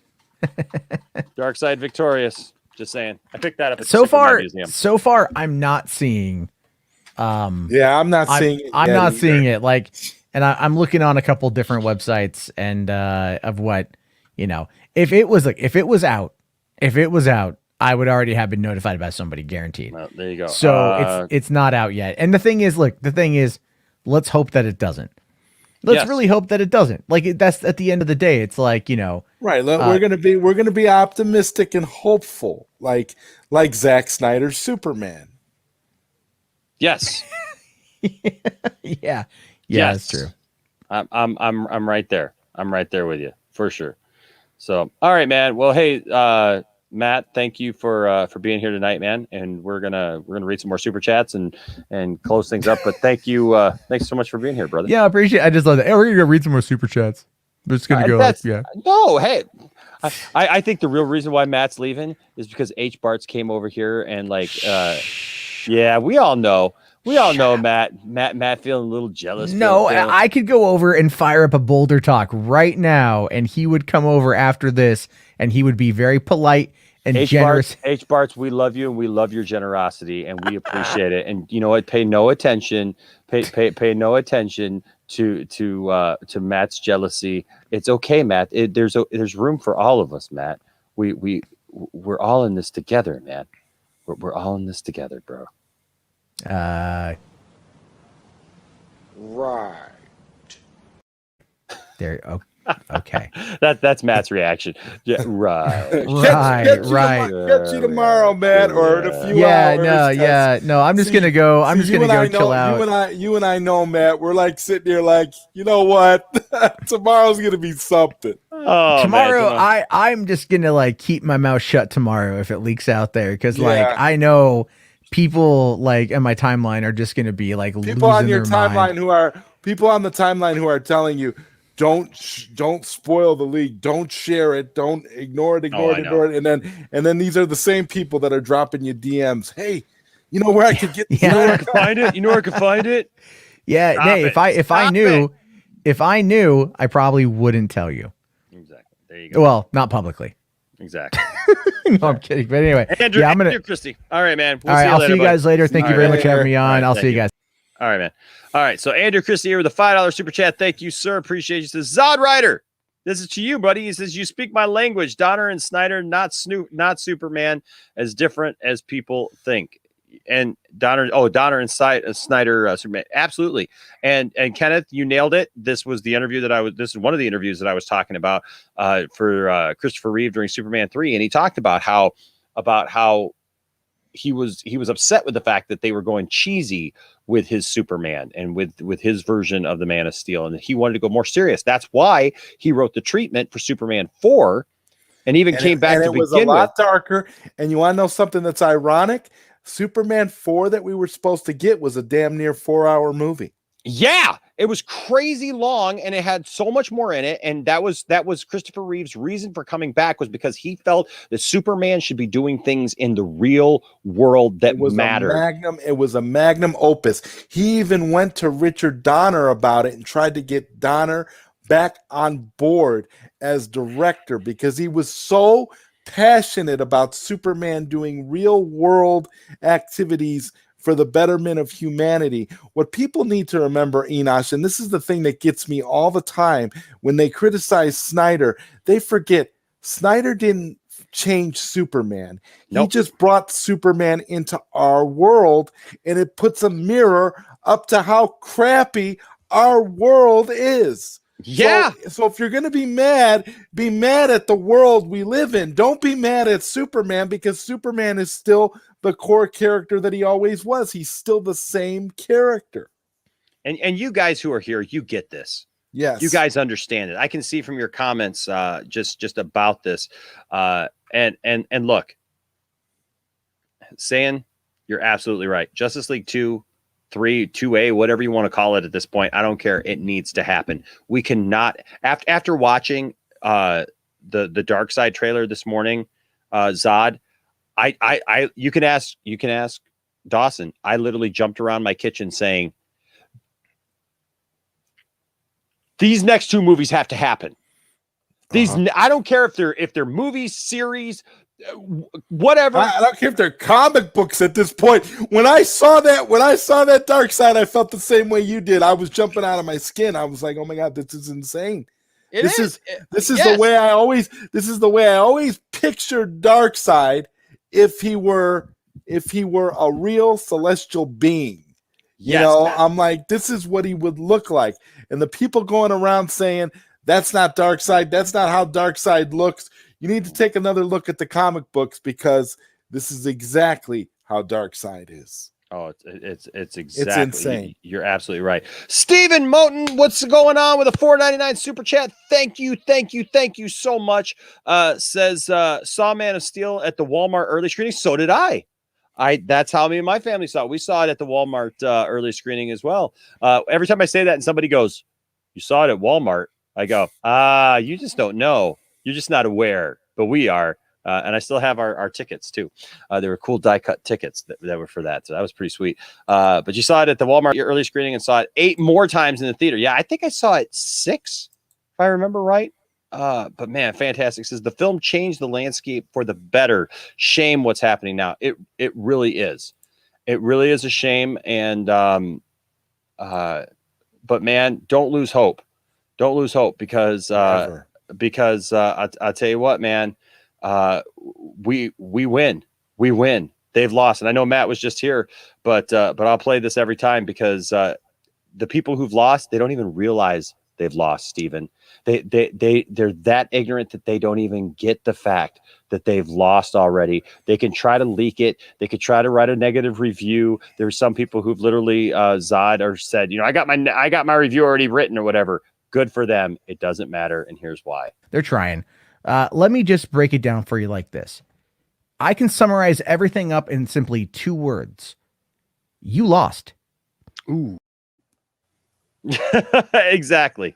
And that's exactly it. They lost. And Zack Snyder's Justice League is here, and it ain't going nowhere. Even if the whole movie leaks online in 4K tomorrow, it's not gonna change anything. This movie is still gonna dominate and blow the numbers, blow the roof off of the streaming platform. The reality is that it's too popular, it's too big, and this is what Warner Brothers hates. This is what Warner Brothers is trying to shrink down, because what they want to do, Enosh, I feel like they want to knock us all down a peg, because we've been fighting for this for the better part of 4 years, and they just hate this. It's insane. Oh yeah, that they actually hate a group of fans this much. They hate their fandom this much that they're going to do all kinds of things to obstruct and make it difficult for this movie and this filmmaker who's just trying to get his vision out there. It's insanity. It really is. Joshua, you're right. There's some people who they're not able to handle a humanized Superman because it shows vulnerability, and they don't want Superman to have vulnerability. I love when Superman shows his human side, because that's who he is. He was raised as a human. He was raised by parents in the Midwest, and that's where he gets his values from. And so you're absolutely right. H Barts with another $5 super chat. Thank you, H Barts. Gosh, man, you're spoiling me tonight, and I appreciate you for sure. And we're just joking about Matt and everything, but it says, even though I love Marvel, it would be nice to see a serious superhero movie. That's what that's it. Look, I love it all. I love it all. Mm-hmm. I love Superman 3, Zod. How do people not? And this is my whole question, Enosh. How do people love and worship Thanos for the Marvel Cinematic Universe, but crap all over Darkseid? Don't you realize that Darkseid and Thanos are two sides of the same coin? They both came from Jack Kirby. Jack Kirby gave us Thanos for Marvel and Darkseid on DC, and they both have been presented to us, are being presented to us cinematically. What a time to be alive. I mean, come on, people. You can't say that you love Thanos, but you hate this version of Darkseid, because this version of Darkseid is comic book accurate for sure. Absolutely. For sure. Oh my God. Kirby is probably jumping around in his grave. He's probably so excited. For sure. Can you imagine? So somebody asked me, and I think it came later, but somebody asked where I get all these wonderful toys. Well, let me tell you something. A lot of these wonderful toys that some of you guys see are from this guy right here, Jenner Custom Toys. You can find him on eBay. He makes custom toys for me sometimes, and we've had him here on the channel many times. He made this little custom guy right here. Oh, stay angry, my friends. Yeah, so we can have fun with that and make fun of that. Perfect. Because we don't stay angry around here. But do you have one? Do you have one in the box? No, I do not. But I've got I've got so many wonderful. Do you have a Mike Zero? Not yet. He Bruce Jenner Custom Toys. He said something about maybe making one, and we'll see. But man, Bruce, talk about being spoiled. Bruce has spoiled me so much, guys, with so many wonderful custom toys, and this one especially meant so much to me. I mean, I love he made me a custom Snaggletooth Superman right there. So I like him. I mean, I got so many Bruce. I got so many Jenner customs now that I'm just like super excited. But this one right here is something very, very special. It's his 500th casting. He surprised me with this one and sent this to me. And it's got literally the backing has different ones that I've gotten from him before, of like holograms version of different things, Boba Fett, Darth Vader and stuff. But look what he put on there. He put this one is this figure is presented to Enosh Fee in gratitude for helping us reach this goal of 500 castings. And so, Bruce, you have a special place in my heart, bro. And I'm very, very thankful for you, man. I can never say that enough. And so thank you, man, for being a supporter of the channel. And let's see. Thank you so much, Kenneth. Appreciate you, man. That's what we're just trying to do. And speaking of Bruce, he gave a 350. He always gives 350. And here's what he's the South Park reference, because he always says it's for the Loch Ness Monster, because the Loch Ness Monster needs about 350.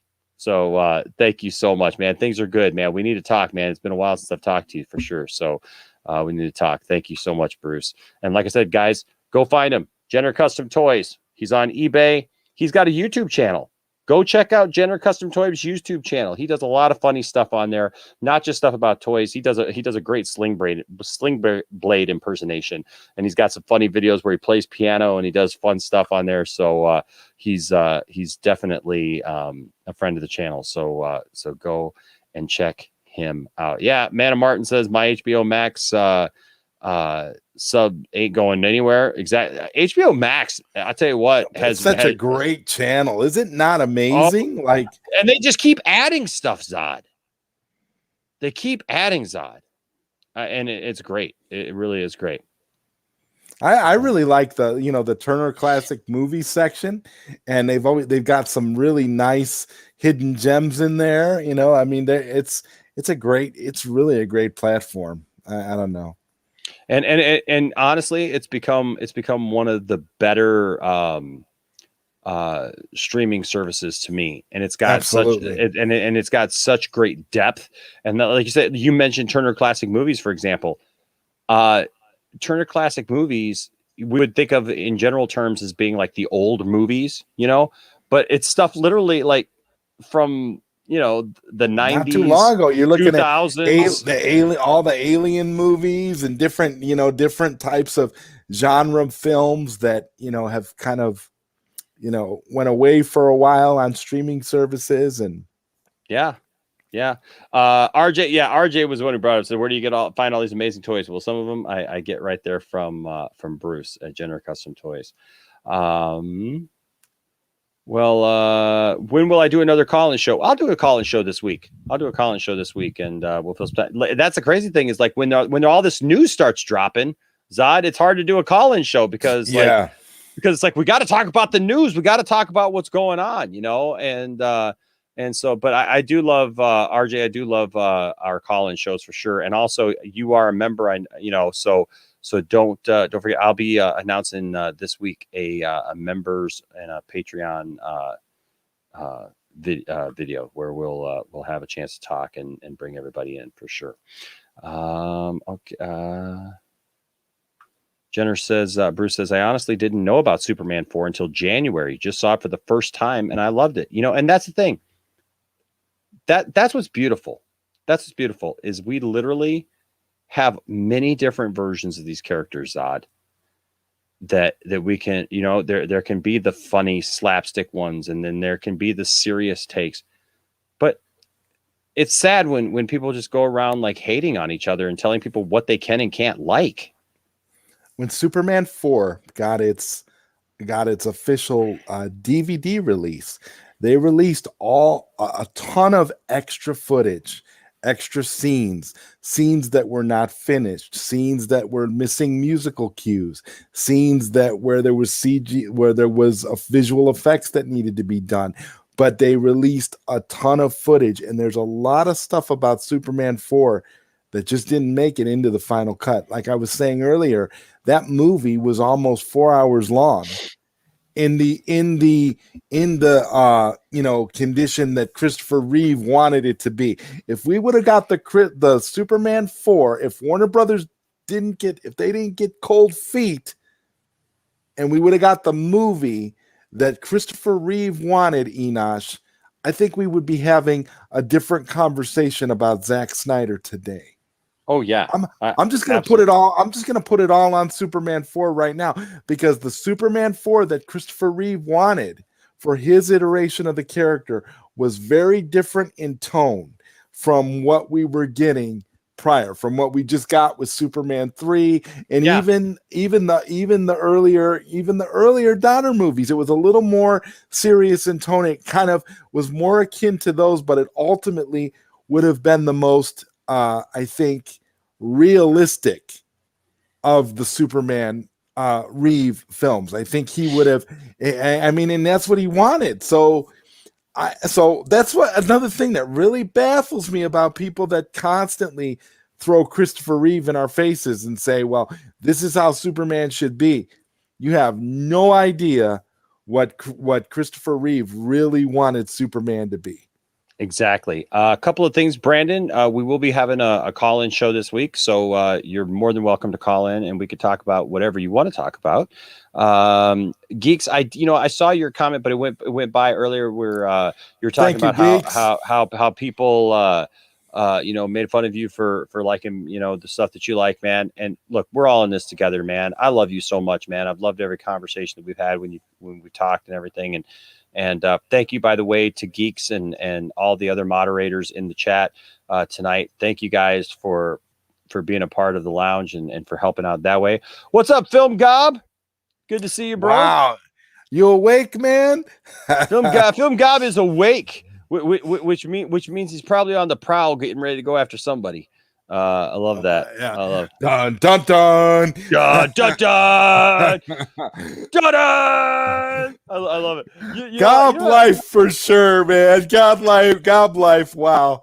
You know what I love about Film Gob? You know what I love about Film Gob is like when he's doing his like live streams, he's like super chill, right? Like when you're with it, like he's like super chill. But man, when he puts out these videos, man, he's just like, boom. There in it your is, face. Man. Like, I mean, he'll give you something. He'll give you something that's barely a minute and a half, but it'll be the most awesome minute and a half you're gonna get out of that whole day. It's like it's like a shot. It's like an adrenaline shot. You take that, you're like, yeah, I'm ready to go now. I'm part of Gob life. That video that he just did a few weeks ago about John Campea always being wrong. Dun, dun, dun. Dun, dun, dun. Exactly. Absolutely fantastic. And here's the beautiful thing. Like Bruce just mentioned Superman 4, that he really loves Superman 4. But listen, he says really looking forward to seeing Justice League the way it was supposed to be. And see, that's the kind of attitude that we need to have, folks, is that, you know what? There can be the Superman 4s. And I'm not going to sit here and tell you, well, you can't like Superman 4, because I like I got a special place for Superman 4. Oh, yeah, I love it. You know, but I love knowing all the behind the scenes shenanigans of Superman 4 also, because there's a lot of shenanigans with Superman 4. They messed with Superman 4 the same way Warner Brothers has a propensity for messing with all these movies. Superman 4 was no different. Absolutely. Well, William, you are welcome.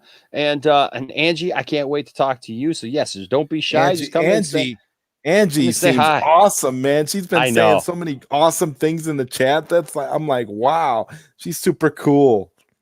Yes, all you guys are cool. I miss talking to you guys too. I look, we built this channel on having interactions, and so I never want you guys to think that like we just got away from doing call-in shows and stuff. There's just been a lot of news lately, and so we, you got to talk about the news, right? But right, and you and Dawson just had that awesome road trip. I mean, I'm trying to put that video together. Like I said, I slept most of the day today. Like I couldn't go to sleep right away, Zod. I literally got Dawson to the airport at the very last possible second. We got stuck in traffic.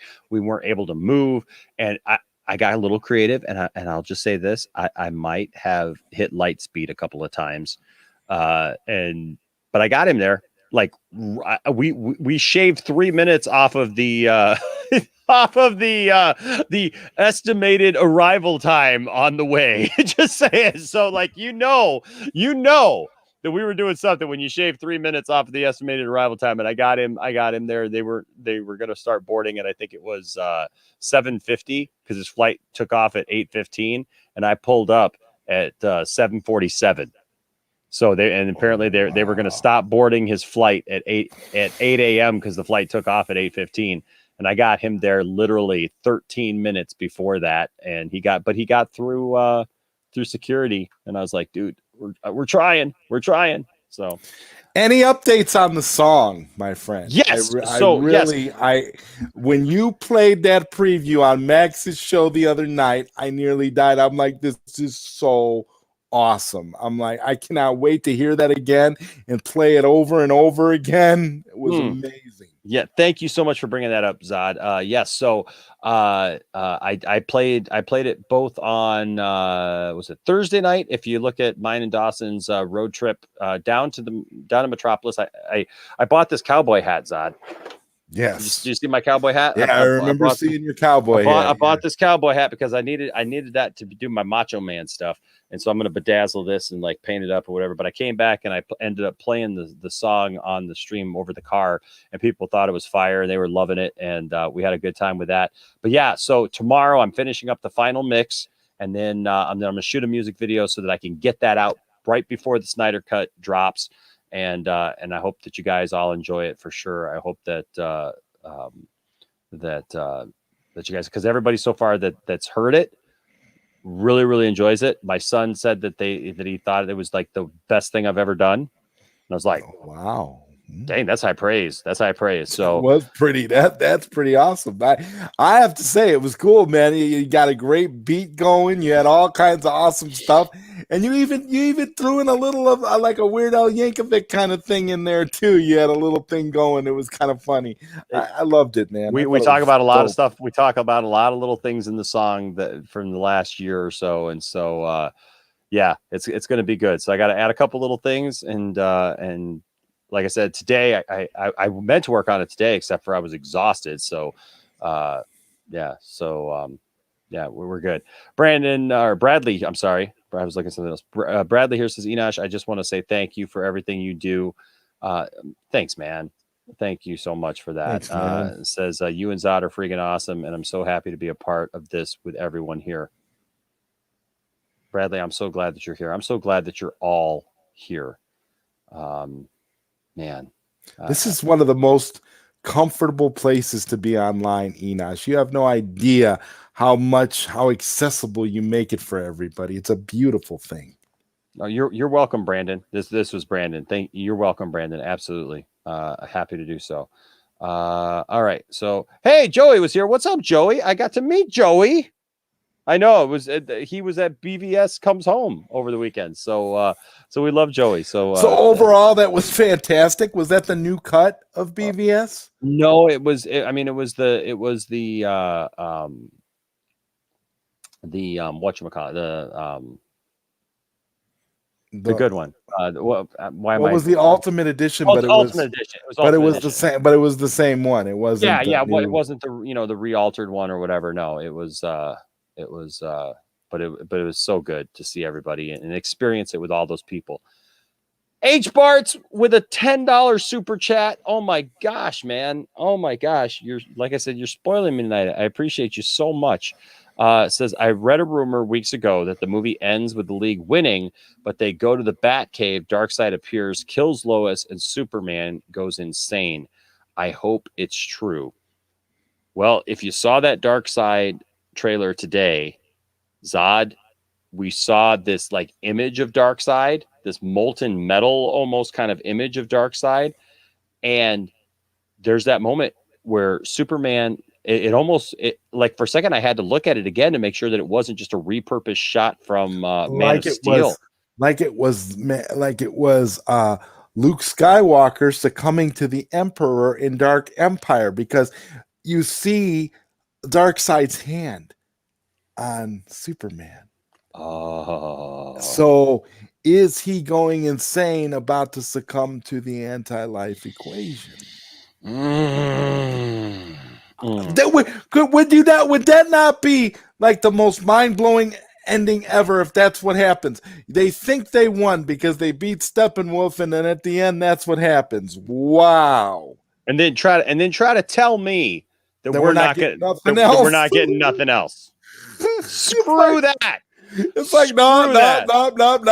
Those Restore the Snyder, they're going to get so mad at us because those Restore the Snyderverse hashtags are going to be up all over all their Sesame Street releases. I can tell you that. Elmo is going to get cursed out again because we're at a point where people are tired of this. It's going to be, if you thought the fight for the Snyder Cut was insane, wait till you see what happens when we go after Restore the Snyderverse. Let Zack Snyder's Justice League end like that. And like that, you'll see what happens. That kind of cliffhanger, and you'll see what a fandom is really like. Oh my gosh! and just for that, H. Bart's, you get the very coveted Nicotina's mom. Nicotina's mom.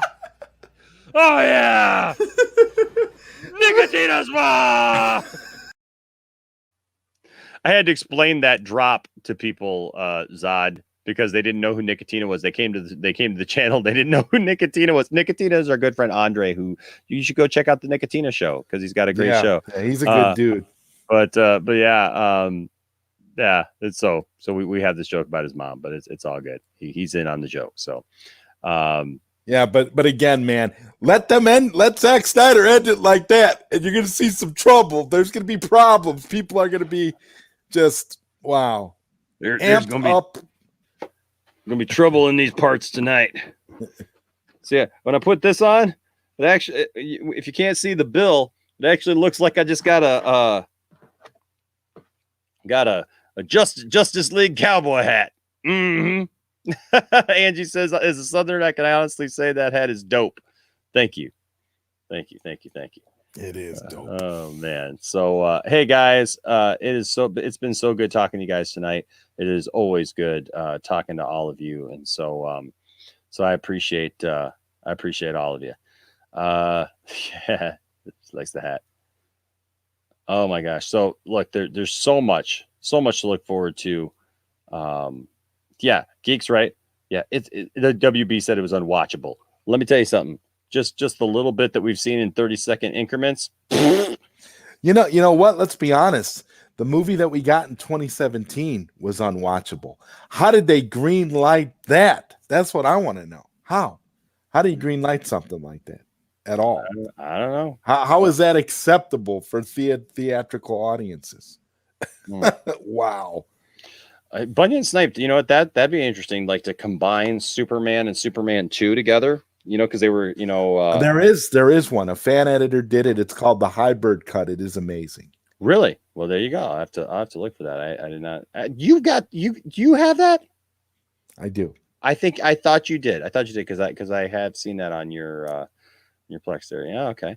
Well, you know what, guys? I think that we came, we saw, we conquered, we did what we attempted to do tonight. We talked about all the things we wanted to talk about. Thank you to everyone who tuned in. You're fabulous, man. We had well over 300 people here at one point, and we still have 156. And you guys are just awesome. Thank you for all your support. I can never tell you guys how much it means to me that you guys come to the lounge and we hang out and we talk about this stuff that we love and we enjoy each other's company and we geek out. And then we go back out into the world and we tell other people about it. So go tell somebody about Zack Snyder's Justice League this week. Go make sure that people know who Zack is and what happened. Look, every time I'm just talking to somebody, Zod, and I'm just like, hey, did you hear about this? Right? Did you hear about this thing that happened? You know, like when me and Dawson are going down to the Superman Museum. Like I went to go get physical therapy today for my neck, and I'm talking to my doctor. He's like, "What did you do this weekend?" I'm like, "Well, let me tell you." And I did. I told him all about like the thing, and he's like, "That happened?" And I said, "Yeah." And he says, "Now I want to check that out. I want to see what that is," because people saw Justice League and they were disappointed. Even the casual fans was disappointed. Yeah. The casual people who just, don't really pay much attention, but they were even like, something's not right about this. And the thing is even he said, wow, now I want to see that. I want to know what that is. Right. And so guys, share. I like I said, I feel like it's a religious experience. Share the love of Zack Snyder's Justice League with someone this week. Tell somebody about Zack Snyder and the wonderful things that he has in store for us with his version of Justice League. Look, don't go looking for it on torrent sites and all that stuff. Wait until the movie comes out and we can all enjoy it together and have fun with it. All right. And appreciate it for what it is and this moment of victory for all of us. So I just I encourage you all to just keep your heads up. Don't succumb to the negativity, but remember who you are and remember what we fought for. And like I said, I want people to know that we can be united together in this. This is what we are united about. Oh, real quick. Oh my gosh. Stephen Moten with a $14.99 super chat. Thank you so much, Stephen. Says Zack Snyder was the bigger man and showed Kevin Smith Zack Snyder's Justice League early. He and Mark crapped on the movie on his movies for years. Had the EIC of Marvel on and said they wish they had seen a Superman in Man of Steel called BVS Soulless. You know what? Zack Snyder's a good guy. Zack Snyder, and I've seen people, Zod, talk about that the reviewers and different people, who said negative things about Zack's work, shouldn't have got to see it, shouldn't have had this. You know what? The thing is Zack proves time and time again that he's above this.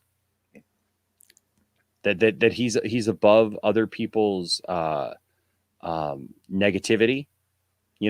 Ray Fisher has showed that he's above people's negativity and just not paid attention and just not even acknowledged them and moved on. And I really feel that now that's where we got to be. Right. That's exactly. Zach is going to show the movie to the haters, because here's the thing: you show the movie to the haters, and the haters might like the movie. He might change some minds. Yep. And even if he doesn't, he's doing the right thing. You know why? Because he stands behind his work. Yes. He lets the work speak for itself. Absolutely. And so that's where I'm at with it, man. That's where I get excited. Steven, I'll give you one of these because this gets me excited. I do. I get excited when I see what's coming and when I know that we won. So thank you so much, Steven. Appreciate your super chat right there. So I will say this: Bradley says my grandmother wants to see it even, and I can relate with that for sure. And so tonight I leave you with this. First of all, Zod, tell the people where they can find you, sir. Well, you can find me at Zodwriter on Twitter, and I also have a YouTube channel. You can find me Zodwriter, basically just Zodwriter all along the internet. If you'd like to check me out, check out some of the stuff I do, like and subscribe, I'd be very, very grateful. Thank you very much. I'm always happy to join Enosh when I can. I think Enosh does wonderful stuff. He's doing the Lord's work. So there you go. Thank you, Ed Evolution. Appreciate you. Thank you, Angie. I love Angie's comment here. Says the haters will love it. They just won't admit it. That's the thing. I actually think the man in the corner is a closeted Zack Snyder fan, and he just won't admit it because it goes against his brand and what he's trying to promote. That's what I think. And you know what, here, folks, like I know that there's been some controversy over, people who come around late to enjoying Snyder's work or supporting Snyder's work. You know what? Here's the thing. Let's be happy when people come over to our side. That's what we're here about, is trying to change minds, is about trying to spread the positivity. And so I encourage you to not be negative about these things, but be positive when somebody changes their mind about something.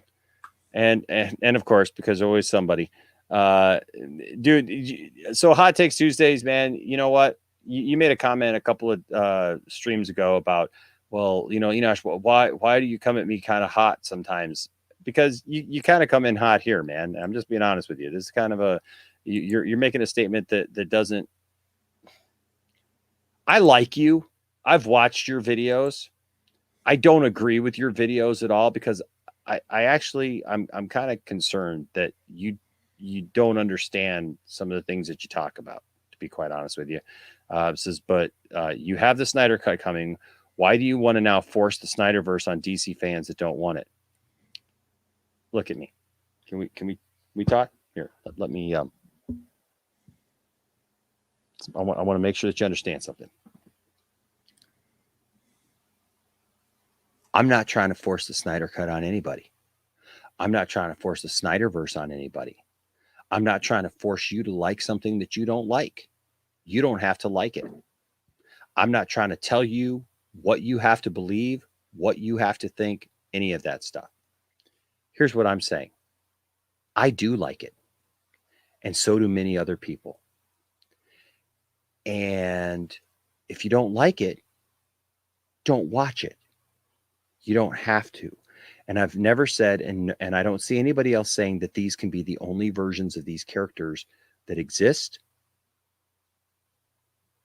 or that are around. We literally have a new Superman and TV show, Superman and Lois, that I enjoy. I think it's just fine. It's a positive take on Superman. It's fine. I think there's some silly parts to it, but that's okay. Right? I love Christopher Reeve's Superman. I love Smallville. I love I was just literally at the Superman Museum. I love Dean Cain's version of Superman and Lois and Clark, and that's a controversial take for some people nowadays. I love Superman. I love DC characters. I'm not saying that it has to be the only thing ever. But there's a story here. There's a story arc here that wasn't finished. And yeah, I want to see that. So all I would say to you is please don't tell me that I can't enjoy what I enjoy. And don't seek to destroy what I love. I won't seek to destroy what you love. I would never try to take that away. We've got TV shows, movies, we've got comic books, we've got other things and other mediums to enjoy all this stuff in. And all of it can exist at the same time. You're a DC fan. You know this. There's a multiverse. So don't hate on what I love. And that's all I got to say about that.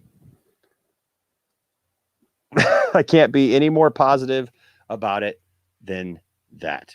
So I'll just leave that there, Zod. Very well said. Because you know what? It's it takes all of it. Yep. Restore the Snyderverse is a thing. And we do want to restore the Snyderverse because we want to see this whole thing play out. So there. Yep. I did. I campaigned to release the Snyder Cut. I supported it. And now I'm pushing for more. Absolutely. Is there and there's absolutely nothing wrong with that. I mean, that's why, like I say, you know, is there an issue with that? Like, what's wrong with that, Zod? With DC being a multiverse, there's room for everything. So why is it a big deal? That's what I'll never understand. It's like there's people are so hung up on, well, you got your Snyder Cut, now you want more. Okay, well, what's wrong with that? Don't you want more of what you love? Don't you want more of what you're excited about? Yeah. I mean, I'll never understand why it's so wrong. Why is it hurting you just because you don't like the material? I mean, there's other iterations for you to enjoy. I don't get it. Right. I mean, that's why we get sequels. It's because somebody likes them. And there's obviously a huge obviously a huge group of people that don't like certain sequels, but they still happen. So I don't understand. Yeah, there's no logic for telling somebody that you're not allowed to love this and you're not allowed to ask for more, but I'm allowed to like this interpretation. And if you don't like this interpretation, then you're completely wrong and what you want doesn't matter. That's what I feel like these people are telling us, Enosh. Yep. Hey, while we're at it, release the Ayer Cut too. So. Yeah. How's that for wanting more? Release the Ayer Cut. Almost forgot about the Ayer Cut for a minute. I'm like, heck yeah, guys. Look, you know what? Here's the thing. You reached me too late. Sorry. So I don't know what else to tell you. You reached me way too late to think that you're going to change my mind or that you are going to have the one thing that's going to make me say, "Oh, yeah. Well, I guess Zod, you know what? All this talking, man. Epiphany. Oh my God. Wait a minute. Oh my gosh. Yes. I can't believe this. I have campaigned for the Snyder Cut and now why would I want any more of what I love? God forbid. Zod, I am in. Oh my God. I need to go back and rethink my entire life now. So thank you. Thank you all for bringing this up. And for all of the millions of people who actually do love the Snyderverse and everything, I think we should all now go and rethink our lives, rethink our fandoms, rethink the way that we've thought. And I don't know, maybe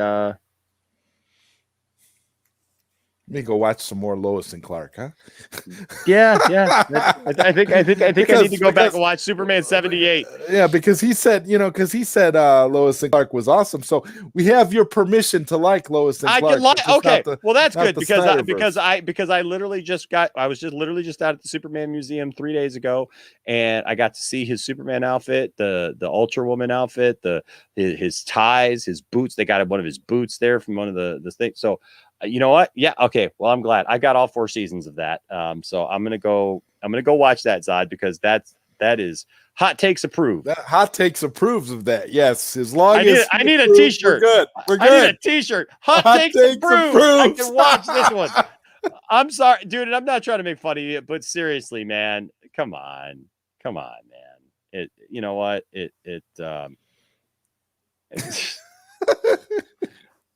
I like what I like. You like what you like. Watch the stuff that you like. I'll watch the stuff that I like, which is all of it.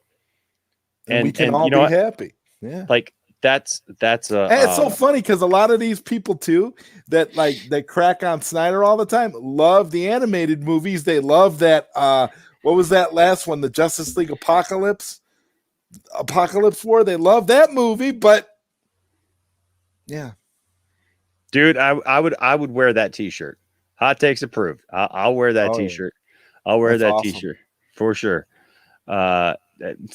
Because I love everybody. I love it all. And you know what? That's a great place to be when you don't hate any of it. Zod. People don't understand that. That's what makes me a smile, Zod, is because when people don't understand what it's like to just love it all. They don't realize that Snyder fans love the Donnerverse. They love Christopher Reeve. They don't understand. We love that Superman as well. We're not trashing that Superman at all. We're just never saying that we also love Zack Snyder's version. Hey, you know what? Look, Reese, let me say this. There's actually a couple of parts in I wear an extra large, hot takes. I wear an extra large. And I like dark colors. But there's parts even in Justice League, dude, that like I'm gonna miss. Like we actually talked about that in a video once of like you know, really? Like I always like the race between Superman and Flash. We know for a fact that was a Whedon edition. Yeah, that ain't gonna be in there. You know what I mean? You know, so like, you know, there's things like that I like in theory. Yeah, but the good thing I don't like the overall. You can always watch it because it'll always exist. I mean, exactly, it's always there. Like even people somebody will put an ultimate edition together, like a combination of Zack Snyder's. It'll be 5 hours because I'm sorry, it'll probably be 4 hours and 10 minutes because there's not much in Justice League. Much of Justice League, right? Yeah. You know, but there's actually people out there that now, Reese, you're just getting crazy now. That claim to love Zack Snyder as a director, but they love the theatrical cut of Justice League. There's not that many people out there that love that movie, but there are people that love it. And the funny part about that is, if Zack Snyder's your favorite director, I don't know how you can love the theatrical cut of Justice League. Just saying.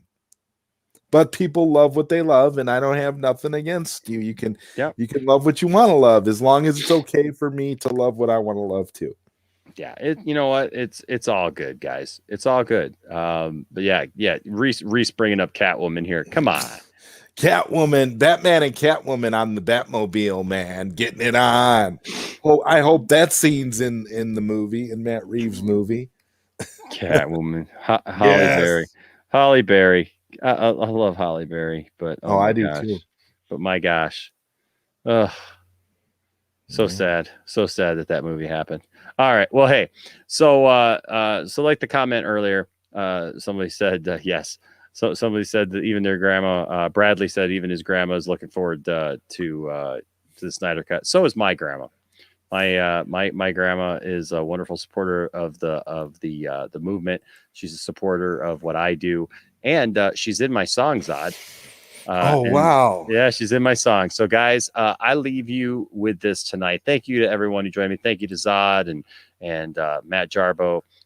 You guys are great. Thank you for joining me. And thank you to everyone who left a comment and everyone who left a super chat, the new members that we have. Shout out to grandmas. Angie just said shout out to grandmas. That's great. Heck yeah. Shout out to grandmas. And so that's exactly where we're going to leave it. I got to have my grandma on the channel. I'm actually going to do an interview with my grandma. That would be so much fun, man. Because my grandma raised me. My grandma raised me. So if you're wondering how I got to be the way that I did, it's because she raised me. And that's why I have the the core of who I am. So thanks, guys. Appreciate you all. And I hope that you all have a wonderful night. Stay nerdy. Remember, like I always tell you, don't let anybody tell you that your fandom doesn't matter. Don't tell anybody that their fandom doesn't matter either. Okay? But seek to have conversations. Look, we may joke around sometimes and laugh sometimes, but you know what? We never seek to hurt. And so I hope that everybody sees that for me, that you see that I'm genuine and that I like it all. And that's a great place to be. And I think that'd be a great t-shirt too. I like it all. And that's a great place to be. So, hey guys, till next time, stay nerdy. And remember that if you treat people with respect and you do that, there'll always be a place for you, all of you, even you, Hot Takes Tuesday. We like you here in the Poindexter Lounge. Till next time, bye-bye. Welcome to the Poindexter Lounge. I'm Enosh's grandma, and I say yes, release the Snyder Cut.